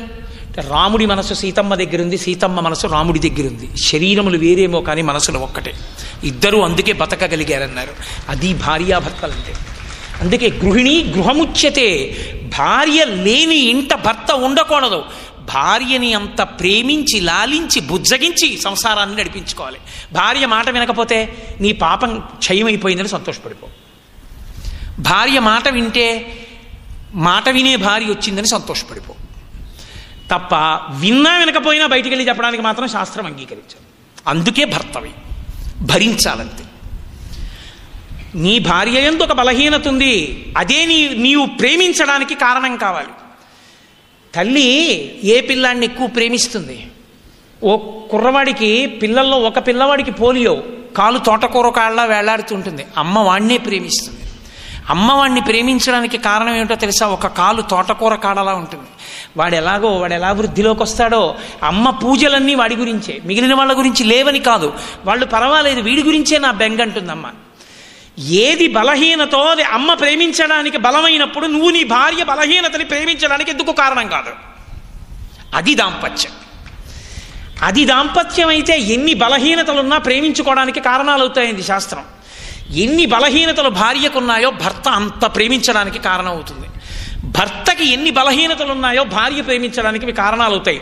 అందుకే విడాకులు అన్న మాట సనాతన ధర్మంలో లేదు, అసలు ఆ మాట లేదు. కారణం ఏమిటంటే వద్దుకోవడమే కానీ విడిపోవడం లేనే లేదు. అది దాంపత్యం. ఈ దాంపత్యానికి ప్రపంచం అంతా కూడా భారతదేశాన్ని చూసి 2 చేతులు ఎత్తి నమస్కరించింది. అదిరా ఈ దేశ సంస్కృతి అంటే. 1000 పడగలు అని నవల రాసి విశ్వనాథ సత్యనారాయణ గారు సాక్షర నమస్కారం చేశాడు మహానుభావుడు వైవాహిక వ్యవస్థకంతటికి. అది ఋషి కవిత్వం చేయడం అంటే అలా ఉంటుంది. ఒక ఋషి వేదాంత తత్వము జీర్ణమైన వాడు సాంఘిక నవల తీసుకొచ్చినా అలా ఉంటుంది. కాబట్టి లక్ష్మి కదిలింది, వెంకటేశ్వరుడు కదిలేడు. దాని వెనకాతల కలియుగంలో దాంపత్యం అన్న మాటని సక్రమంగా అర్థం చేసుకో. భృగువు తన్నాడు, ఓర్పు పట్టాడు. ఓర్పు లేనిదే ఏదీ సాధించలేవు. శ్రీరామాయణంలో బాలకాండలో ఒక ఆఖ్యానం. మహానుభావుడు కుశధ్వజుడు పద్మావతి అమ్మవారికి తండ్రి, కుశనాభుడు అని ఒక రాజు. ఆయన భార్య ఘృతాచి అప్సరస. ఘృతాచి యందు ఆయనకి 100 కన్యలు కలిగారు. 100 మహాందగత్తెలు. 100 వివిధ వాద్యములను వాయించుకుంటూ బయటికి వెళ్ళారు. వాయుదేవుడు చూసి మీ 100 నేను భర్తనవుతాను, నన్ను పొందండి అన్నాడు. వాళ్ళన్నారు, మేము నీకు భార్య నవము అని అనం, కానీ నువ్వు మమ్మల్ని అడగకూడదు అంటాం. ఎందుకో తెలుసా?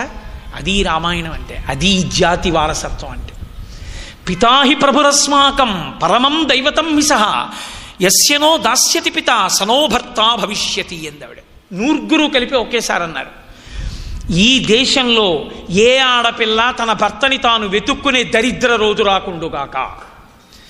కన్న తండ్రికి తెలుసు ఎవరి నల్లుడుగా తేవాలో, ఎవరికి ఇచ్చి కూతుర్ని పెళ్లి చెయ్యాలో. ఏ మాట అడ్డు పెట్టి తన భర్తని తాను వెతుక్కునే రోజు రాకుండుగాక. పితాహి ప్రభురస్మాకం పరమం దైవతం విసహ. మాకు తండ్రి దైవం మా నాన్నగారు. మా నాన్నగారిని వెళ్ళాడు, మా నాన్నగారు కన్యాదానం చేస్తే 100 భార్యలు అవుతాం అన్నారు. ఆయనకి కోపం వచ్చింది. వాయువు రూపం లేకుండా లోపల తిరుగుతాడు. తిరిగితే ఆయన ప్రవేశించకూడని రీతిలో ప్రవేశించి తిరిగితే వంకర్లు పొందాయి శరీరాలు. డేకుతూ వచ్చారు వాళ్ళు. అరే 100 అందగత్తెలు ఏమ్మా ఇలా పడిపోయారు, గూనివాళ్ళు అయిపోయి, ఏమైంది అన్నాడు తండ్రి. నాన్నగారు వాయువు శపించాడు మిమ్మల్ని అడగమన్నందుకు. అరే మరి మీకు తపోబలం ఉందే, మీరు చెయ్యని తప్పుకు వాయువు శపించాడే మిమ్మల్ని, మీరెందుకు శపించలేదు అన్నారు. అంటే వాళ్ళు అన్నారు, నాన్నగారు ఎవరో ఒకడు తప్పు చేశాడని తప్పు చేసిన వాడిని అలా శపిస్తూ వెళ్ళిపోతే లోకం ఎలా నిలబడుతుందని అడిగారు. తండ్రి తెల్లబోయి అన్నాడు మహానుభావుడు కుశనాభుడు, ఎంత గొప్ప మాట చెప్పారమ్మా. క్షమాదానం, క్షమాయజ్ఞం, క్షమా సత్యం విపుత్రికా, క్షమా ధర్మం, క్షమా యశ, క్షమయావిష్ఠితం జగత్. శ్రీరామాయణంలో అసలు ఈ శ్లోకాన్ని పిల్లలు నేర్చుకోవాలి, పిల్లలు తెలుసుకోవాలి. క్షమాదానం ఏ దానం చెయ్యక్కర్లేదు, ఓర్పుగా ఉండగలగడమే దానం. క్షమా యజ్ఞం, ఓర్పు ఏ యజ్ఞం. క్షమా యశ, ఓర్పే కీర్తి. క్షమా ధర్మం, ఓర్పు ఏ ధర్మం. క్షమయావిష్ఠితం జగత్, ఓర్పు ఎందు ఈ లోకం నిలబడింది. ఓర్పు తప్పితే మహాతపశక్తి సంపన్నుడైన వాడు లయం చేస్తాడు. వాడు ఓర్పు పడుతున్నాడు కాబట్టి లోకాలు నడుస్తున్నాయి. అమ్మా ఓర్పుని మించింది లేదమ్మా అన్నారు. క్షమ నేర్చుకో. ప్రతిదానికి ఏదో ఒక విభూతిని అడ్డం పెట్టుకుని ఇంత వాణ్ణి నేనని మూతింత చేసుకుని ప్రవర్తించడం మానుకో. వినయంతో ప్రవర్తించడం, ఓర్పుతో ఉండడం నేర్చుకో జీవితంలో. ఈ సహనాన్ని లోకానికి నేర్పిన మొట్టమొదటి పాఠం వెంకటేశ్వర అవతార ఆవిర్భావమునందు ఉన్నటువంటి మొదటి కదలిక. అందుకే భృగువుని అంత ఓర్పు పట్టారు ఆయన. అప్పుడు వెంటనే భృగువు మీద ఏదైనా ప్రతీకార చేష్ట చేస్తే అసలు వెంకటేశ్వర అవతారం రాదు. ఒకవేళ వచ్చినా ఓర్పు లేకుండా బయలుదేరిన అవతారం లోకానికి ఓర్పు ఏం నేర్పుతుంది? మీరు వెంకటాచలంలో చూడండి, క్యూలో ఒక్కడు సరిగ్గా నిలబడ్డాం, ఎదురుగుండా వృద్ధుడు నడుస్తూ ఉంటాడు. ప్రత్యేకించి మీరు వైకుంఠం క్యూ కాంప్లెక్స్లో చూడండి, ఓ కుంటివాడు వెడుతుంటాడు, ఓ వృద్ధుడు వెడుతుంటాడు, ఓ గుండెపోటున్నవాడు వెడుతుంటాడు. వెనకాతల వెడుతున్న వాళ్ళు ముందు పాపం ఎప్పుడో నడవలేనని 2 గంటలకి లేచి పెద్ద ఆయన వచ్చి కూర్చున్నాడు, కొడుకు చేయి పట్టుకుని తీసుకెడుతుంటాడు. ఆ పక్క నుంచి కొడుకుని పెద్ద ఆయన్ని తోసేసుకుని 500 మంది వెళ్ళిపోతారు. ఇదా వెంకటేశ్వరుడు నీకు నేర్పిన పాఠం? ఏమి ఒక 20 నిమిషాలు ఆయన వెనకాతలు వెళ్ళలేవా దర్శనానికి? ఎంతమంది ఈఓలు, ఎంతమంది స్టాఫ్, ఎన్ని క్యూ కాంప్లెక్స్లు, ఎన్ని ఇనప కచ్చడాలు నీకు క్రమశిక్షణ నేర్పుతాయి. దైవ దర్శనానికి కూడా క్రమశిక్షణగా వెళ్ళలేవా? ఆయన చూపించిన ఓర్పులో నీకేపాటి ఓర్పు ఉందని ఆయన దర్శనానికి ఎడతావు? ఏమి నీ ముందెడుతున్న వృద్ధుడి వెనక నడిచి నువ్వు దర్శనానికి వెళ్ళలేవా? చేయి పట్టుకుని ఆయనకి ముందు దర్శనం చేయించలేవా? వెనకవాడు ఏమైపోయినా పర్వాలేదు, పిల్లాడిని అక్కడికి వెళ్ళేటప్పటికీ మెళ్ళ మీద కూర్చోబెట్టుకుంటాడు. వెనకనున్నవాడు గోల నాకేం కనపట్టలేదు, వాడు దింపడు. అన్నీ ఎంత స్వార్థం ప్రతి చోట. ఇది ఎత్తి చూపాడు ఆయన. ఓర్పు నేర్చుకోండ్రా, సహనం నేర్చుకోండ్రా. ఆయన మొదటి కదలికలో అవతారమునందు ఏది కనపడుతుందో మీరు వెంకటాచల యాత్రయందు పరిశీలించండి, అది లేకపోవడమే మీకు యాత్రలో అందరిలో కనపడుతుంది. ఎక్కడికి వెళ్ళండి ఆ ఓర్పు లేని స్థితి. కాబట్టి మహానుభావుడు ఓర్పుతో ఉండండి, సహనం నేర్చుకోండి నేర్పాడు మనకి. భార్యాస్థానం ఎంత గొప్పది నేర్పాడు మనకి. వెంకటాచల క్షేత్రమునకు వచ్చి, అంటే నేను విహంగ వీక్షణంగా దాటేస్తున్నాను, ఎందుకంటే నేను వెంకటేశ్వర వైభవం అంతా చెప్తూ కూర్చుంటే ఎన్నాళ్ళు కూర్చోను విశాఖపట్నంలో, అందుకని ఏదో అలా విహంగ వీక్షణంగా దాటుతున్నాను. ఆయన వెళ్ళి వెంకటాచల క్షేత్రమునందు ఒక పుట్టలో కూర్చున్నాడు. అంటే మీరు బాగా గమనించాలి, కలియుగంలో ఉండేటటువంటి జనాన్ని ఉద్ధరించడానికి వచ్చినటువంటి వెంకటేశ్వరావతారం ఎవరికైనా దర్శనం ఇచ్చిందా? అప్పటి వరకు ఎవరికైనా కనపడ్డా? ఎవ్వరికీ కనపడలా. వస్తూనే వెళ్ళి పుట్టలో కూర్చుని తపస్సు చేసుకుంటున్నాడు. తపస్సు అంటే ఆయన ఎవరి కోసం చేస్తాడు? తనలో తాను రమించాలి. ఇప్పుడు కలియుగంలో జనుల్ని రక్షించడం కోసం బయలుదేరినటువంటి వెంకటేశ్వరావతారము పరిపూర్ణముగా ప్రకటనమై లోక ప్రయోజనాన్ని కల్పించడానికి కావలసిన రీతిలో ఆవిష్కృతమయ్యేటట్టు చూడవలసిన కర్తవ్యం మిగిలిన రూపాల మీద ఉంటుంది. అందుకని బ్రహ్మాధేను శివో వత్స గోపాలీ కమలాలయ, లక్ష్మీదేవి ఆవుల్ని అమ్మేటటువంటి స్త్రీగా మారిపోయింది. బ్రహ్మగారు ఆవుగా మారాడు, శివుడు దూడగా మారాడు. తిన్నగా తీసుకొచ్చి చోళరాజుకు అమ్మారు. ఎందుకు చోళరాజుకే అమ్మాలి ఆవుని దూడని? ఊళ్ళో ఆవు దూడ కొనుక్కునే వాళ్ళు లేరేంటి? అంటే చోళరాజుకే అమ్మడానికి కారణం ఏమిటంటే, చోళరాజు నాగవంశమునకు చెందినవాడు. ఆయన పరిపాలన చేస్తున్న కాలంలో నెలకి 3 వానలు, ధర్మము శాస్త్రము పూర్తిగా నిలబడినటువంటి రోజులు. అంతటి ధార్మికుడు ఎక్కడున్నాడో అటువంటి చోట పరమేశ్వరుడు తప్పకుండా నిలబడి తీరుతాడు. ఇప్పుడు ఆ అవతారము లోకమునకు అందేటట్టుగా చెయ్యడానికి అక్కడికి వెళ్ళాలి ఆవు దూడ. అందుకని తీసుకొచ్చి చోళరాజుకి అమ్మింది ఆవిడ. అమ్మి లక్ష్మీదేవి వెళ్ళిపోయింది. ఇప్పుడు బ్రహ్మగారు వెతుకుతున్నాడు, ఎక్కడున్నాడు వెంకటేశ్వరుడు? విష్ణువాంశగా అంతటా ఉంటాడు. లోకానికి పనికొచ్చేటటువంటి అవతారంగా ఇప్పుడు ఎక్కడున్నాడు సాకారంగా? రోజు గోపాల బాలుడు తీసుకెడుతున్నాడు. ఆ చోళరాజు గారి భార్యకి అదో సంతోషం.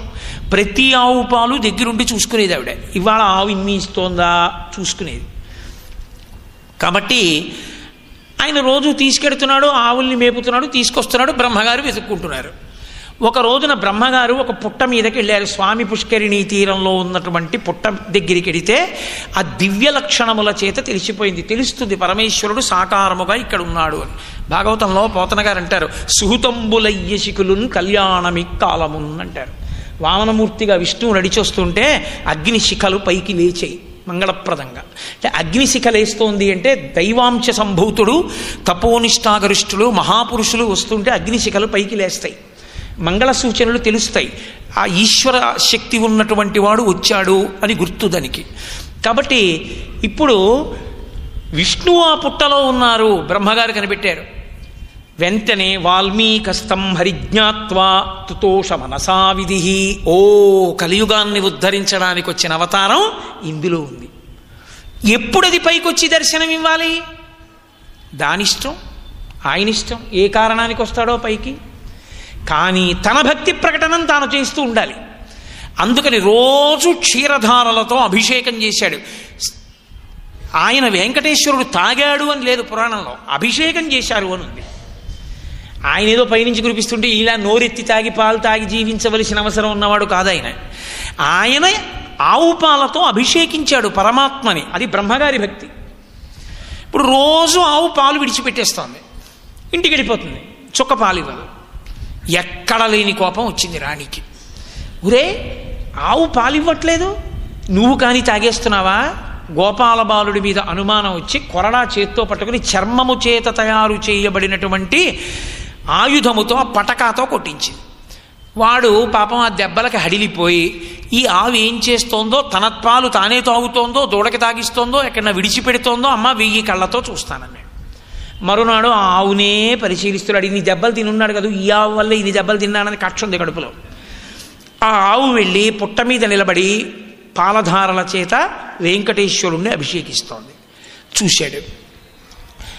బ్రహ్మగారిది సంతోషం. సమాసిన్యచ్చ వాల్మీకం సమంతాత్ క్షీరధారయా. పొంగుతో ఆయన విడిచిపెడుతున్నాడు పాలు. ఈ గోపాలుడికి ఎక్కడలేని కోపం వచ్చింది. అరే, ఈ ఆవు పాలు తీసుకెళ్లి పుట్టలో పోసేస్తోందిరా, దీనివల్ల నీ దెబ్బలు తిన్నాను. అపారమైన కోపం వచ్చిన వాడి బుద్ధి భ్రంశమైపోతుంది. ఇది చెయ్యొచ్చా, ఇది చేయకూడదా ఆలోచన ఉండదు. వెంటనే గొడ్డలి తీసి ఆవు మీదకి విసిరాడు. ఇప్పుడు ఆ గొడ్డలి తిన్నగా వచ్చి ఆవు మీద పడిపోతోంది. మీరు బాగా గమనించాలి, ఇప్పటి వరకు వెంకటేశ్వరుడు పైకి ఎక్కడా ప్రకటనము కాలేదు, ఎవ్వరికీ కనపడలేదు. ఆయన ఆవు మీదకి గొడ్డలి వచ్చి పడిపోతోందన్నది బాహ్యనేత్రంతో చూడడానికి ఆయన బయట లేడు, పుట్టలో ఉన్నాడు. పుట్టలో ఉన్నవాడైనా బయట ఏం జరుగుతోందో తెలుసుకుంటున్నవాడు. బయట ఏం జరుగుతోందో తెలుసుకుంటున్నవాడైనా ఇప్పటి వరకు పైకి కనపడనివాడు. అంటే ఆయన కనపడడానికి, ఆయన కనపడి సందేశం ఇవ్వడానికి కావలసినంత బలవత్తరమైన కారణము అప్పటి వరకు ఆయనకి గోచరించలేదు. లోపలే ఉన్నాడు. గొడ్డలి వచ్చి ఆవు మీద పడుతోంది. అకస్మాత్తుగా గొడ్డలికి ఆవుకి మధ్యలో పైకి లేచాడు. పైకి లేచేటప్పటికి గొడ్డలికి తలడ్డొచ్చింది. కుఠారాణేతి తీవ్రేణ తాడితో వెంకటేశ్వర సప్తతాళ ప్రమాణేన రక్తస్ఫూర్తిరభూస్తథా. ఆ గొడ్డలి తగలగానే 7 తాడి చెట్లంత నెత్తురు ధార పైకి లేచింది. అంత నెత్తుటి ధార చూసి చూడడం ఏమిటి, ఆ గోపాలుడు నేల మీద పడి మరణించాడు. నేను ఇక్కడ వరకే చెప్పాను అనుకోండి, అంతకన్నా అర్థరహితమైన విషయం ఇంకోటి లేదు అని గుర్తు. ఆవు మీద గొడ్డలి పడుతుంటే ఎందుకు లేవాలి? బ్రహ్మగారి మీద పడుతోంది ఆ గొడ్డలి. తనని ఆశ్రయించిన భక్తుడు మంచిదే. అంతకన్నా ప్రబల కారణం ఏమిటో తెలుసా అండి?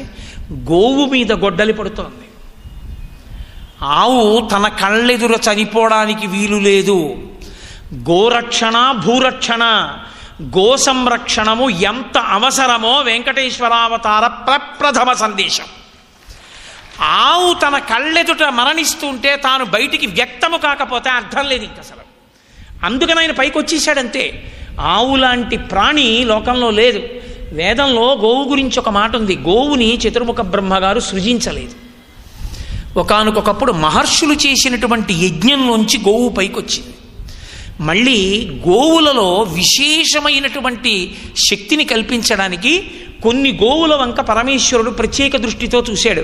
అవి ఎరుపు రంగు పొందాయి. అవి కపిల గోవులు. కపిల గోవు మరింత శక్తివంతం. ఆవు ఒక లక్షణాన్ని కలిగి ఉంటుంది. ఆవు ఒంట్లోంచి వచ్చినటువంటివి ఏమున్నాయో ఆ 5 పంచగవ్యములు అంటారు. గవ్వు అంటే గో సంబంధము అని. పంచగవ్యములు అంటే ఆవు శరీరము నుండి వచ్చినవి. పాలు, పెరుగు, నెయ్యి, అంటే ఆవు పాలు, ఆవు పెరుగు, ఆవు నెయ్యి అని అర్థం. ఆవు మూత్రము, ఆవు మలము, ఆవు పేడ. ఈ 5 కలిపితే పంచగవ్యం అంటారు. ఈ 5 కానీ కలిపారనుకోండి సమంత్రకంగా పంచగవ్య ప్రాశనము అని చేయిస్తారు. మీరు చూస్తుంటారు స్వస్తి పుణ్యాహవాచనము అని ఉంటుంది. స్వస్తి పుణ్యాహవాచనం అయిపోయిన తర్వాత పెద్ద పెద్ద కార్యాలు చేసేటప్పుడు పీటల మీద కూర్చున్నాడు అనుకోండి, అది చాలా పెద్ద కార్యం. కూర్చున్నాడు పీటల మీద. పార్వతీ కళ్యాణానికి పీటల మీద కూర్చున్నాడు. పార్వతీ కళ్యాణం మాటలు కాదు. ఇప్పుడు ఆయన్ని అలా కూర్చోపెట్టి కళ్యాణం చేయించకూడదు. పంచగవ్య ప్రాశనం ఆయనకి చేయించి అప్పుడు కళ్యాణం చేయించాలి ఆయనతో. ఎందుకంటే ఇప్పుడు కాదు, ఆయన ఎప్పటి నుంచో చేసినటువంటి పాపాలు ఆయన శరీరంలో రెండింటిని పట్టుకుంటాయి. త్వక్ అస్థిగతం పాపం దేహే తిష్టతి మామక. ఈ శరీరంలో ఎముకని చర్మాన్ని పాపం పట్టుకుని ఉంటుంది. ఆ పాపం పట్టుకుని ఉన్నవాడెవడో వాడు కళ్యాణంలో కూర్చుని కన్యాదానానికి అమ్మవారి తరపున కూర్చోడానికి వాడు అనర్హుడు. మీరు కూర్చోబెట్టినా యోగ్యత చెల్లదు, అది దోషభూయిష్టం అవుతుంది. అందుకని ఏం చేస్తారంటే ముందు స్వస్తి పుణ్యాహవాచనం చేయించి పంచగవ్యములను కలుపుతారు. కలిపి పంచగవ్య ప్రాశనం చేయిస్తారు. ఆవు మూత్రము, ఆవు పేడ, ఆవు పాలు, ఆవు పెరుగు, ఆవు నెయ్యి, ఈ మూడిటిని కలిపి దర్భతో తీసుకొచ్చి నాలిక చాపవాయ అని నాలుక మీద రాస్తారు. రాస్తే దాన్ని చప్పరించి మింగాలి లోపలికి. అది మింగాడు అనుకోండి, దానికి ఒక శక్తి ఉంది. అది అస్థి త్వక్ గతం పాపంని కాల్చేస్తుంది. మంత్రం అదే చెప్పిస్తారు పంచగవ్యం ఇస్తే. ఇది ఇంధనం, అగ్నిహోత్రం ఇంధనాన్ని ఎలా కాలుస్తుందో అలా కాల్చేస్తుంది పంచగవ్యం. అంటే ఈ ప్రపంచంలో 84 లక్షల జీవరాశులలో ఏ జీవరాశి యొక్క మలము కూడా సేవించడానికి అనర్హము. ఒక్క శ్వాసనతో కూడినది, పాపమును తొలగించగలిగినది, భూశుద్ధి చెయ్యగలిగినది ఆవు పేడ ఒక్కటే. ఇక్కడ అలవాటు లేదు. కానీ ఇక్కడ అంటే మనకి ఆంధ్రదేశంలో అలాంటి మంచి అలవాట్లన్నీ మనం వదిలేస్తున్నాం అనుకోండి. నేను ఒకసారి తీర్థయాత్రకు వెళ్ళాను కొన్ని వందల మందితో కలిసి. అలా వెడుతూ ఉంటాం మేము, ఏడాదికి ఒక క్షేత్రానికి వెడుతూ ఉంటాం కొన్ని వందల మందిని కలిసి, అదో సంతోషం.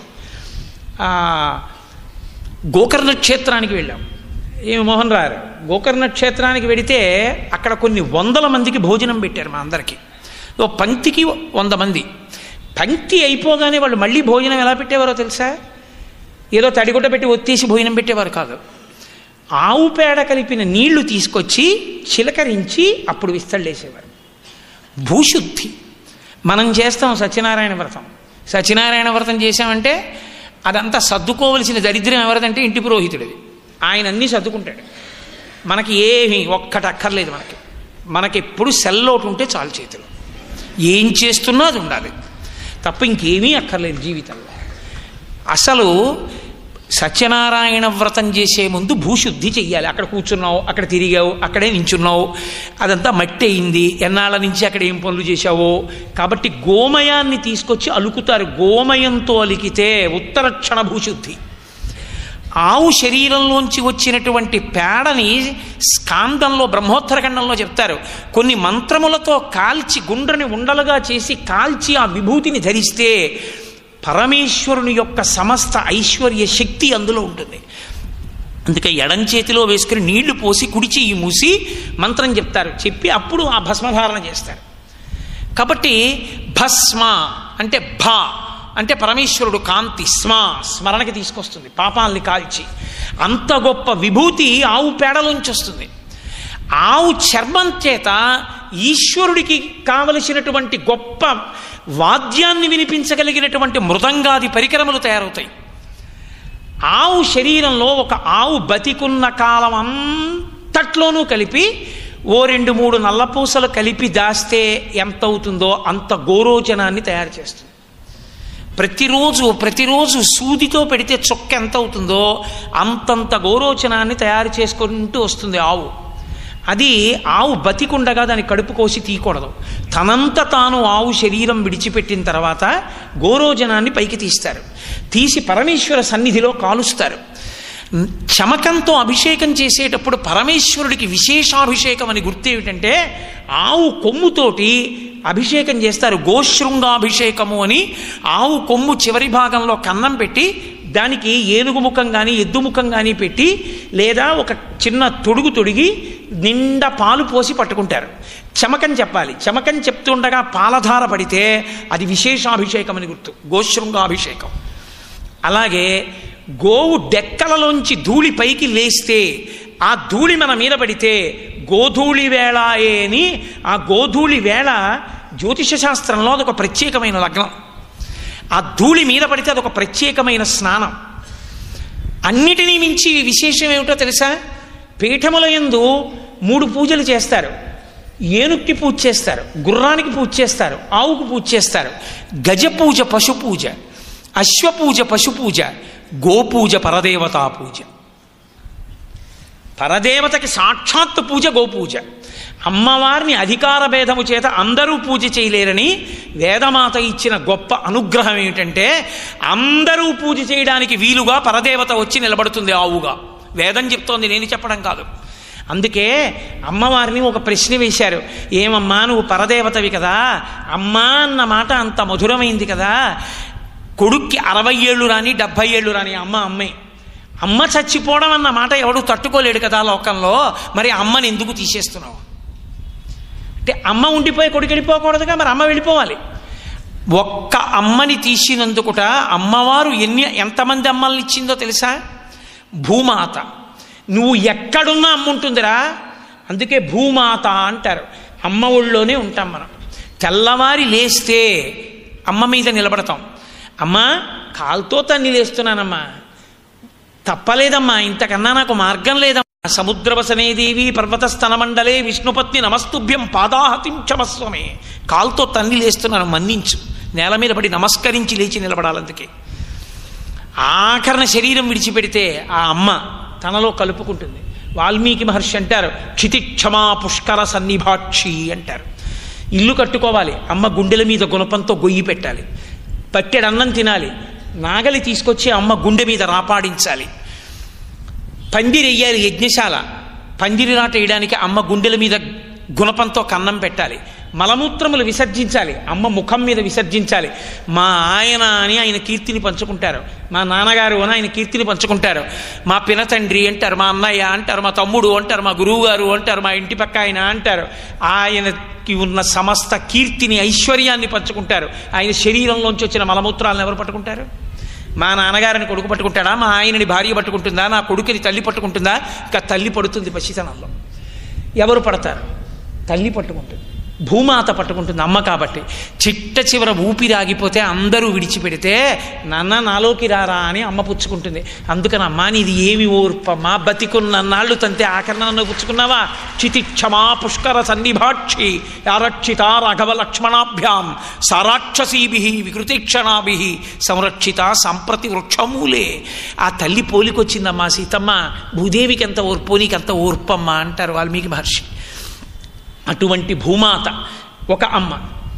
భూమాత, గోమాత. పుట్టినరోజు నాడు అమ్మ లేదు.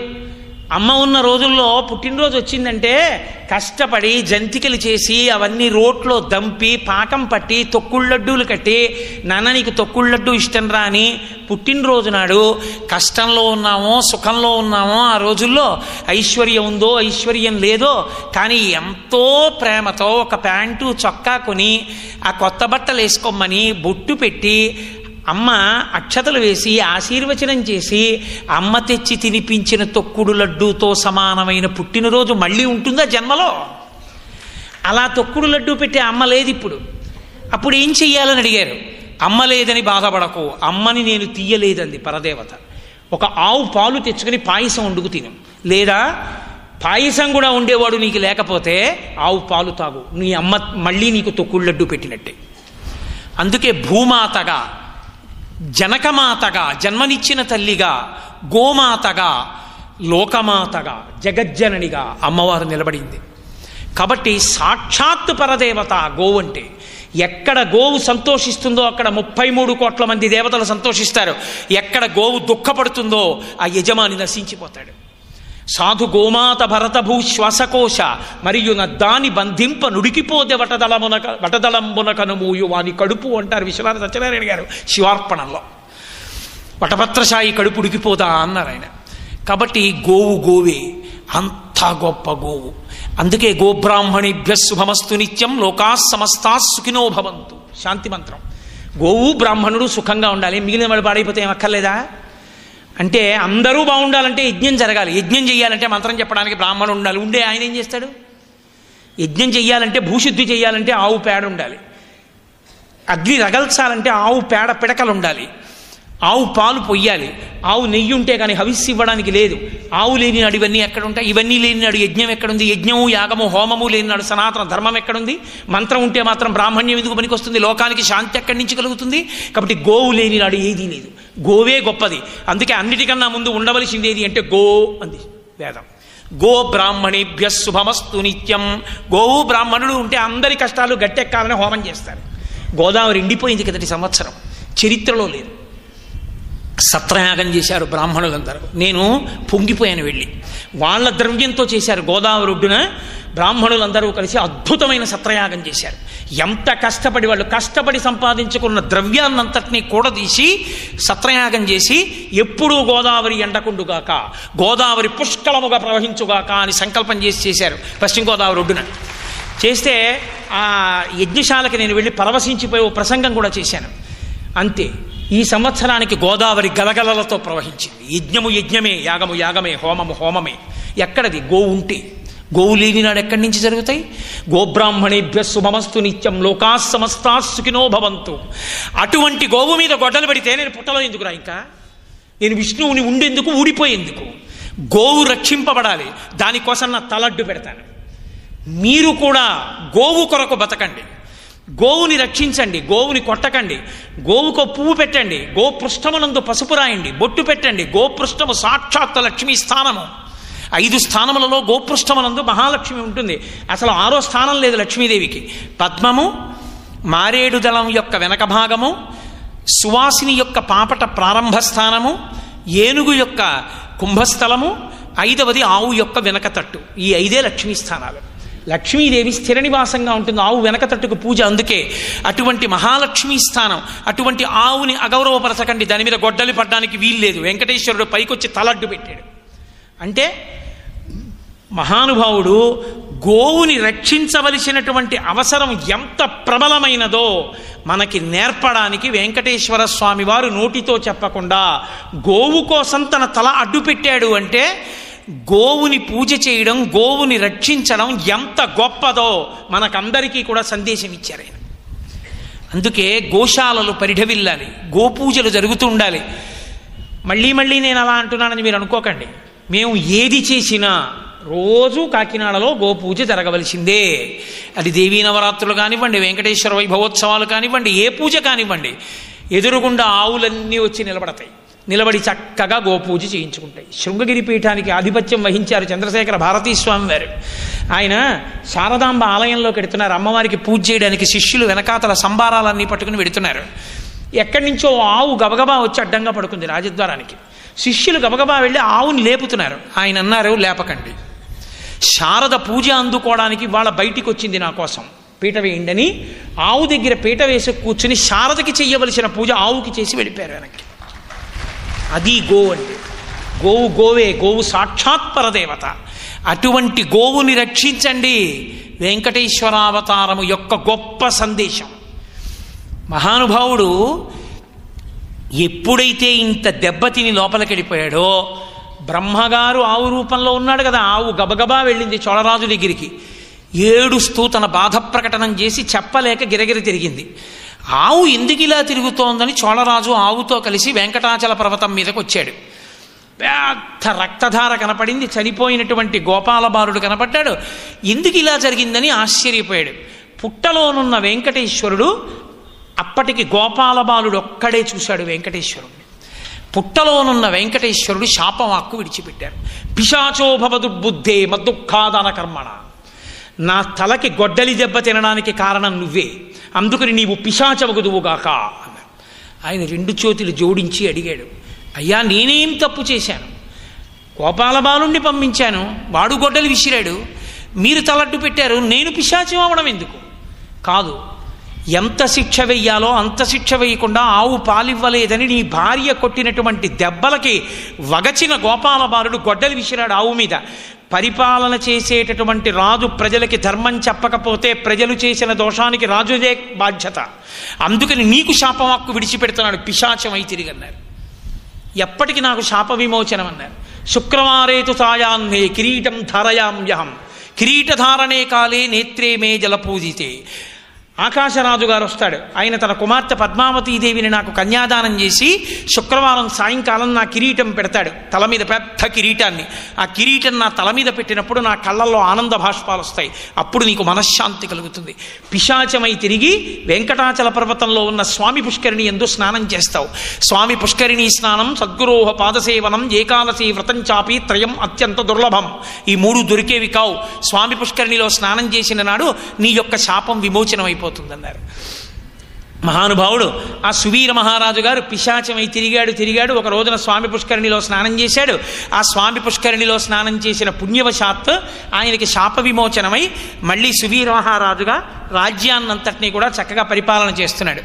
ఆ సువీర మహారాజు గారికి నేను విహంగ వీక్షణంగానే ప్రసంగం చేస్తున్నాను. వివరంగా చెప్పడానికి ఇంకా సమయం లేదు. రేపటితో ప్రసంగం పూర్తి చేయాలి. రేపు మీ అందరికీ సంతోషం కలిగించేటట్టుగా వెంకటేశ్వర స్వామి వారి క్షేత్రాన్నంతటినీ మీకు మానసిక దర్శనం చేయించి పూర్తి చేసేస్తాను. అందుకని 4 మాటలు ఇవాళ చెప్పి పూర్తి చేయడానికి విహంగ వీక్షణం చేస్తున్నాను.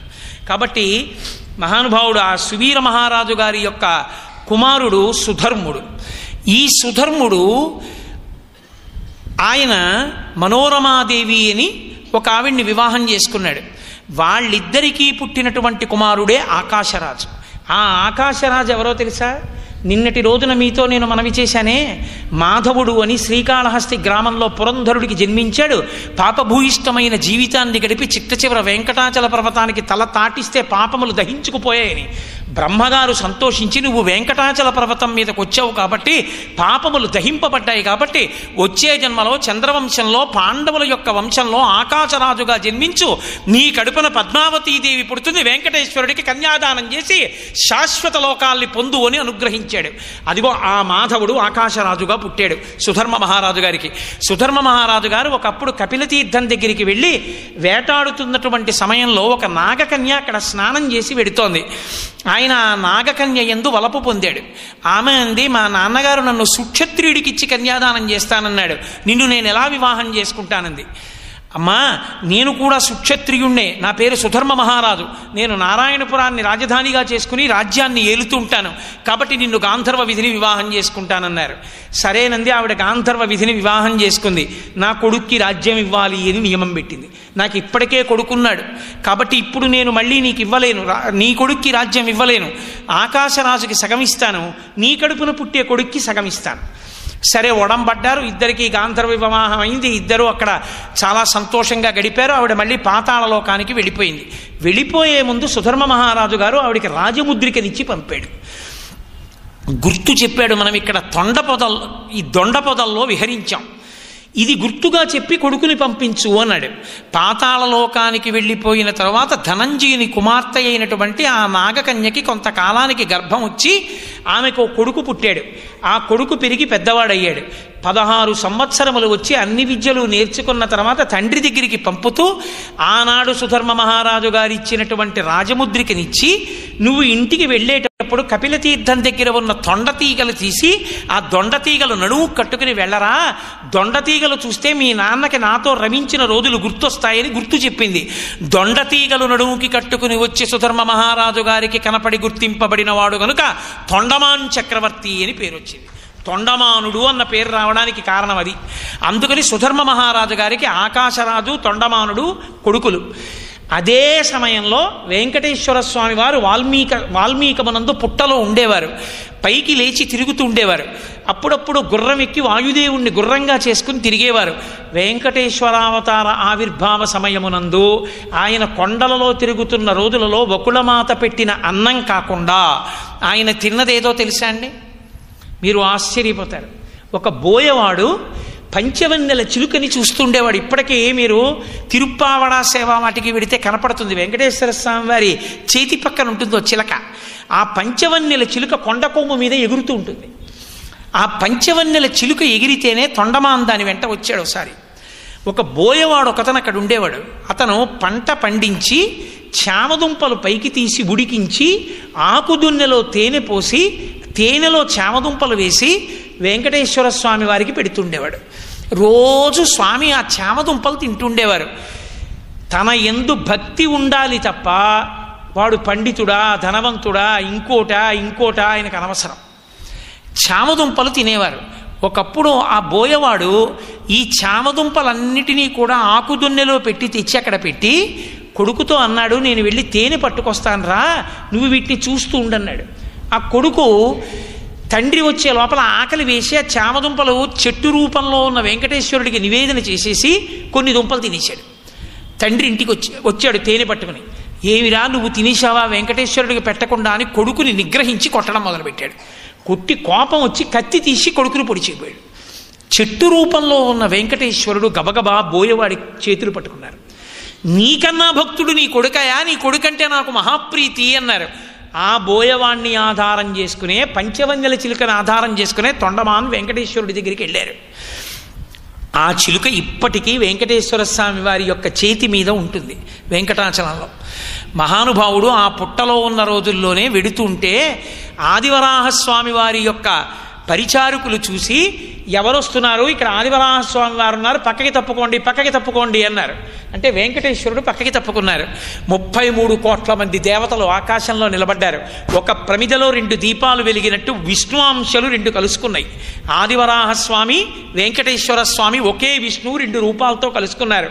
శ్రీరామాయణం బాలకాండలో పరశురాముడు రాముడు కలుసుకున్నట్టు అని వాళ్ళందరూ నిలబడి చూస్తున్నారు.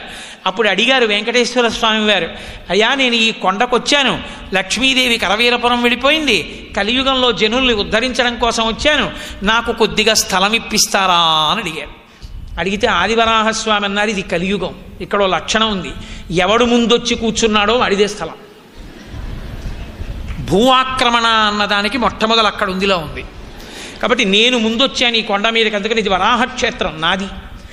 స్థలం మౌల్యేన గృహ్యతాం. కలియుగంలో లక్షణం ఏమిటో తెలుసా? భూమి కావాలంటే డబ్బిచ్చి కొనుక్కోవాలి, ఎందుకంటే డబ్బులు ఇవ్వండి భూమి ఇస్తానన్నారు. ఎన్ని గజాలు కావాలో చెప్పండి, గజం ఎంతో చెప్తాను, ఆ డబ్బిచ్చి స్థలం తీసుకోండి అన్నారు. ఎవరు? ఒకే విష్ణు స్వరూపాలు.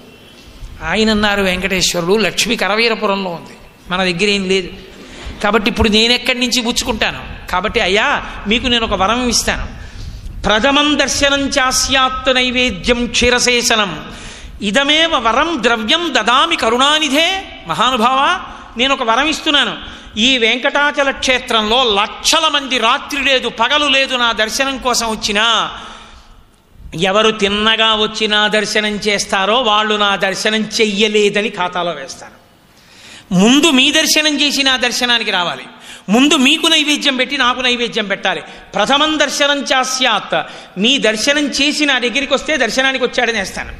మిమ్మల్ని చూడకుండా నా దగ్గరికి వచ్చాడు అనుకోండి, వాడు రాలేదని వేస్తాను, కుదరదు. కాబట్టి మొదటి దర్శనం మీదే. ప్రథమం దర్శనం చాస్యాత్ నైవేద్యం క్షీరచేసనం. మొట్టమొదట ఆవు పాలు తీసుకొచ్చి మీకే నైవేద్యం పెడతారు. ఉత్సవాలు నావి, నైవేద్యాలు మీవి మొదట. సరే, అయితే దీన్ని నేను వరం కింద తీసుకుని దీన్నే డబ్బుగా భావించి 100 అడుగుల భూమి ఇస్తున్నాను. అదిగో పొద్దు తిరుగుని చింత చెట్టు ఉంది, దాని నీడలో ఉండండి అన్నారు. మిగిలింది వరాహక్షేత్రం. మిగిలింది ఆయన తీసుకున్న 100 అడుగులు వెంకటాచలంలో వెంకటేశ్వర స్వామి వారి స్థలం. పౌరాణికంగా అంతే. అది కూడా ఎన్నాళ్ళు?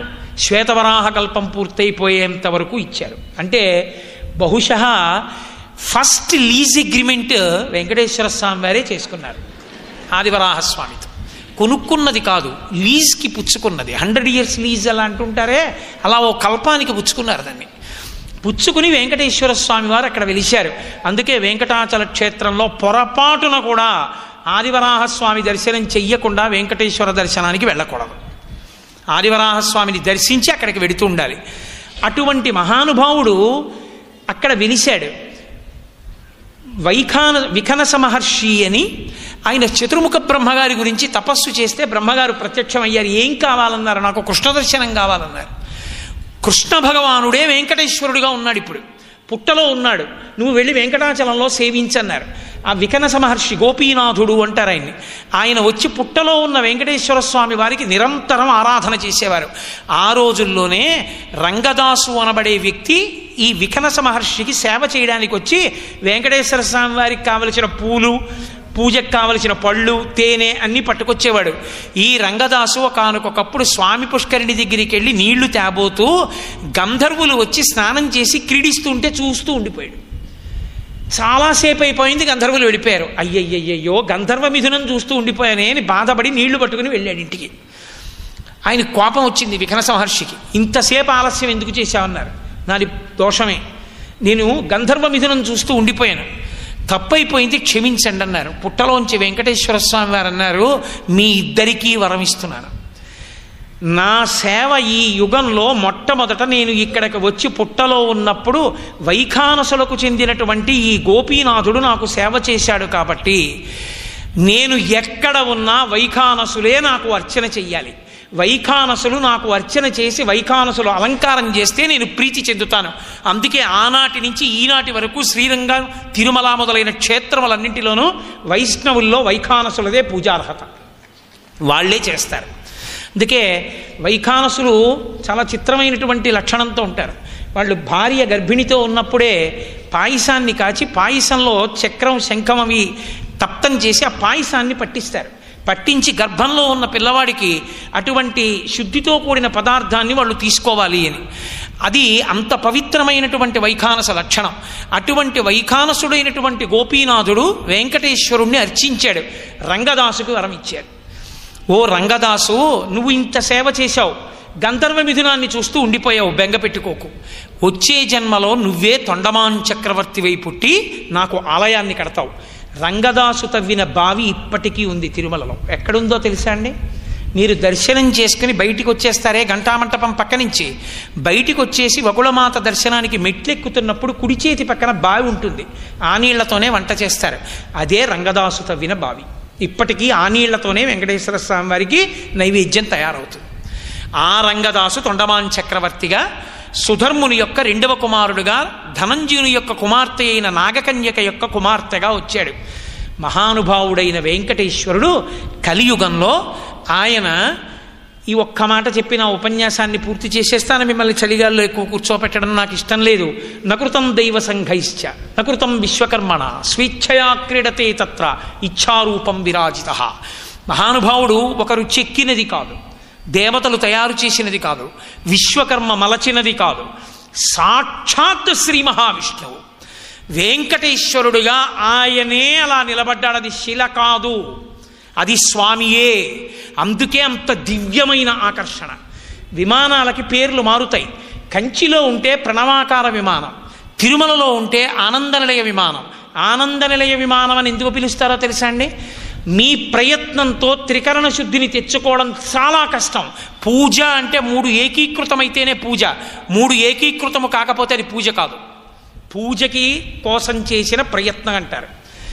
త్రికరణములంటే నేను నోటితో హస్తయో అర్ఘ్యం సమర్పయామి అన్నాను అనుకోండి, పరమేశ్వరుడు చెయ్యి చాపి నాకు కనపడాలి. నేను ఆయన చేతి మీద నీళ్లు పోస్తే ఆయన చేతులు తడిసినట్టు, ఆయన ఇలా అనుకుంటే నా ఉత్తరీయంతో తుడిచినట్టు కనపడింది అనుకోండి, నేను ఉపచారం చేశాను పూజలోని గుర్తు. హస్తయోహ అర్ఘ్యం సమర్పయామి, పాదయోహ పాద్యం సమర్పయామి అంటే పూజ కాదు, అదో డ్రామా. కాబట్టి త్రికరణములు ఏకీకృతము కావాలి. మనసు, కాయిక, వాచిక, మానసిక, కాయిక, వాచిక కైంకర్యములు ఏకీకృతమైతే పూజ. ఎంత కష్టపడినా కలియుగంలో 3 ఒకటి కావు. కలిపురుషుడి ఉద్ధతికి ఆనందనిలయ విమానానికి ఉన్న గొప్పతనం ఏమిటో తెలుసా? పసిపిల్లాడైనా పరమవృద్ధుడైనా ఆనందనిలయ విమానంలోకెడితే వాడి ప్రమేయం లేకుండా ఆయన వంక ఇలా చూసేటప్పటికీ ఆనందం ఉద్భుతమై నోటి వెంట గోవిందా అంటాడు, 2 చేతులు ఇలా అంటాడు, కన్నులార స్వామిని చూస్తాడు, అన్నీ మర్చిపోతాడు. మీ ప్రయత్నము లేకుండా త్రికరణములు ఏకీకృతమై ఆనందము విస్ఫోటనము చెందుతుంది. కాబట్టి ఆ విమానమునకు ఆనందనిలయ విమానం అని పేరు. అందుకే ఎంతమంది వెళ్ళనివ్వండి, ఎంతసేపు ఉంచనివ్వండి, ఎంత తోసేయనివ్వండి, లిప్త కాలం కనపడనివ్వండి, లఘు కానివ్వండి, మహాలఘు కానివ్వండి, ఏ పేర్లు పెట్టి తోసేయనివ్వండి, అలా ఆయన కనపడితే చాలు పొంగిపోతారు. ఎందుకో తెలుసా? త్రికరణములు ఏకీకృతమవుతాయి ఆనందనిలయ విమానంలో. అదే వెంకటేశ్వర స్వామి వారి యొక్క దివ్యమైన అనుగ్రహం. ఒక్కసారి శ్రీనివాసుణ్ణి చూస్తే ఏమవుతుందో స్కాందపురాణం చెప్పింది. ఇప్పుడు చెప్పను, రేపు చెప్తాను. కాబట్టి మహానుభావుని యొక్క విశేషం గురించి మీతో మనవి చేస్తాను అన్నాను, కానీ చాలా వేళ దాటిపోయింది. కాబట్టి ఆ ఒక్క విషయాన్ని గమనించండి. నకృతం దైవ సంఘైశ్చ నకృతం విశ్వకర్మణ స్వేచ్ఛయా క్రీడతే తత్ర ఇచ్ఛారూపం విరాజిత. ప్రతిజ్ఞ ఏమిటో తెలుసా వెంకటేశ్వరుడిది? ఏకేన తులసి మాత్రదళేనాపి నరోత్తమ పూజయేద్ భక్తిభావేన తం రక్షామితి మత్పణః. ఆ ప్రతిజ్ఞ ఏమిటో, ఎందుకు అలా ఉంటుందో, ఆ స్వామి వైభవం ఏమిటో రేపటి రోజున చెప్పి వెంకటాచల క్షేత్రాన్ని మానసికంగా ఒకసారి దర్శనం చేసి రేపటితో నా ప్రసంగ పరంపరని ఈ సంవత్సరానికి పూర్తి చేసేస్తాను. ఇవాళ కొంచెం ఎక్కువసేపు చెప్పి మిమ్మల్ని బాధ పెట్టి ఉంటే నేను క్షమింపబడేదను గాక. రేపటి రోజు సాయంకాలం 5:30 మనం అందరం వెంకటాచలంలో ఉన్నామన్న భావనతో కౌసల్యా సుప్రజారామ అంటూ స్వర్ణభారతి ఆడిటోరియంలోనే కదండి, ఉదయం 5:30 సాయంకాలం అనుకున్నారు. సాయంకాలం సుప్రభాతం ఉండదుగా, ఉదయం 5:30 ఖచ్చితంగా ప్రారంభమైపోతుంది. చక్కగా అందరూ వచ్చి ఆ కార్యక్రమంలో పాలు పంచుకుని తరిద్దాం. మంగళాశాసన పరై మదాచార్య పురోగమై సర్వైశ్చ పూర్వైరాచార్యై సత్కృతాయాస్తు మంగళం. మంగళం కోసలేంద్రాయ మహనీయ గుణాత్మనే చక్రవర్తి తనూజాయ సర్వభౌమాయ మంగళం. ఉమాకాంతాయ కాంతాయ కామితార్థప్రదాయిని శ్రీగిరీశాయ దేవాయ మలినాథాయ మంగళం. కరచరణకృతం వా కర్మవాక్కాయజం వా శ్రవణనైనజం వా మానసం వాపరాధం విహితమవిహితం వా సర్వమేత్తక్షమస్వా శివ శివ కరుణాబ్ధే శ్రీ మహాదేవ శంభో. సర్వం శ్రీ ఉమామహేశ్వర పరబ్రహ్మార్పణమస్తు. స్వస్తి.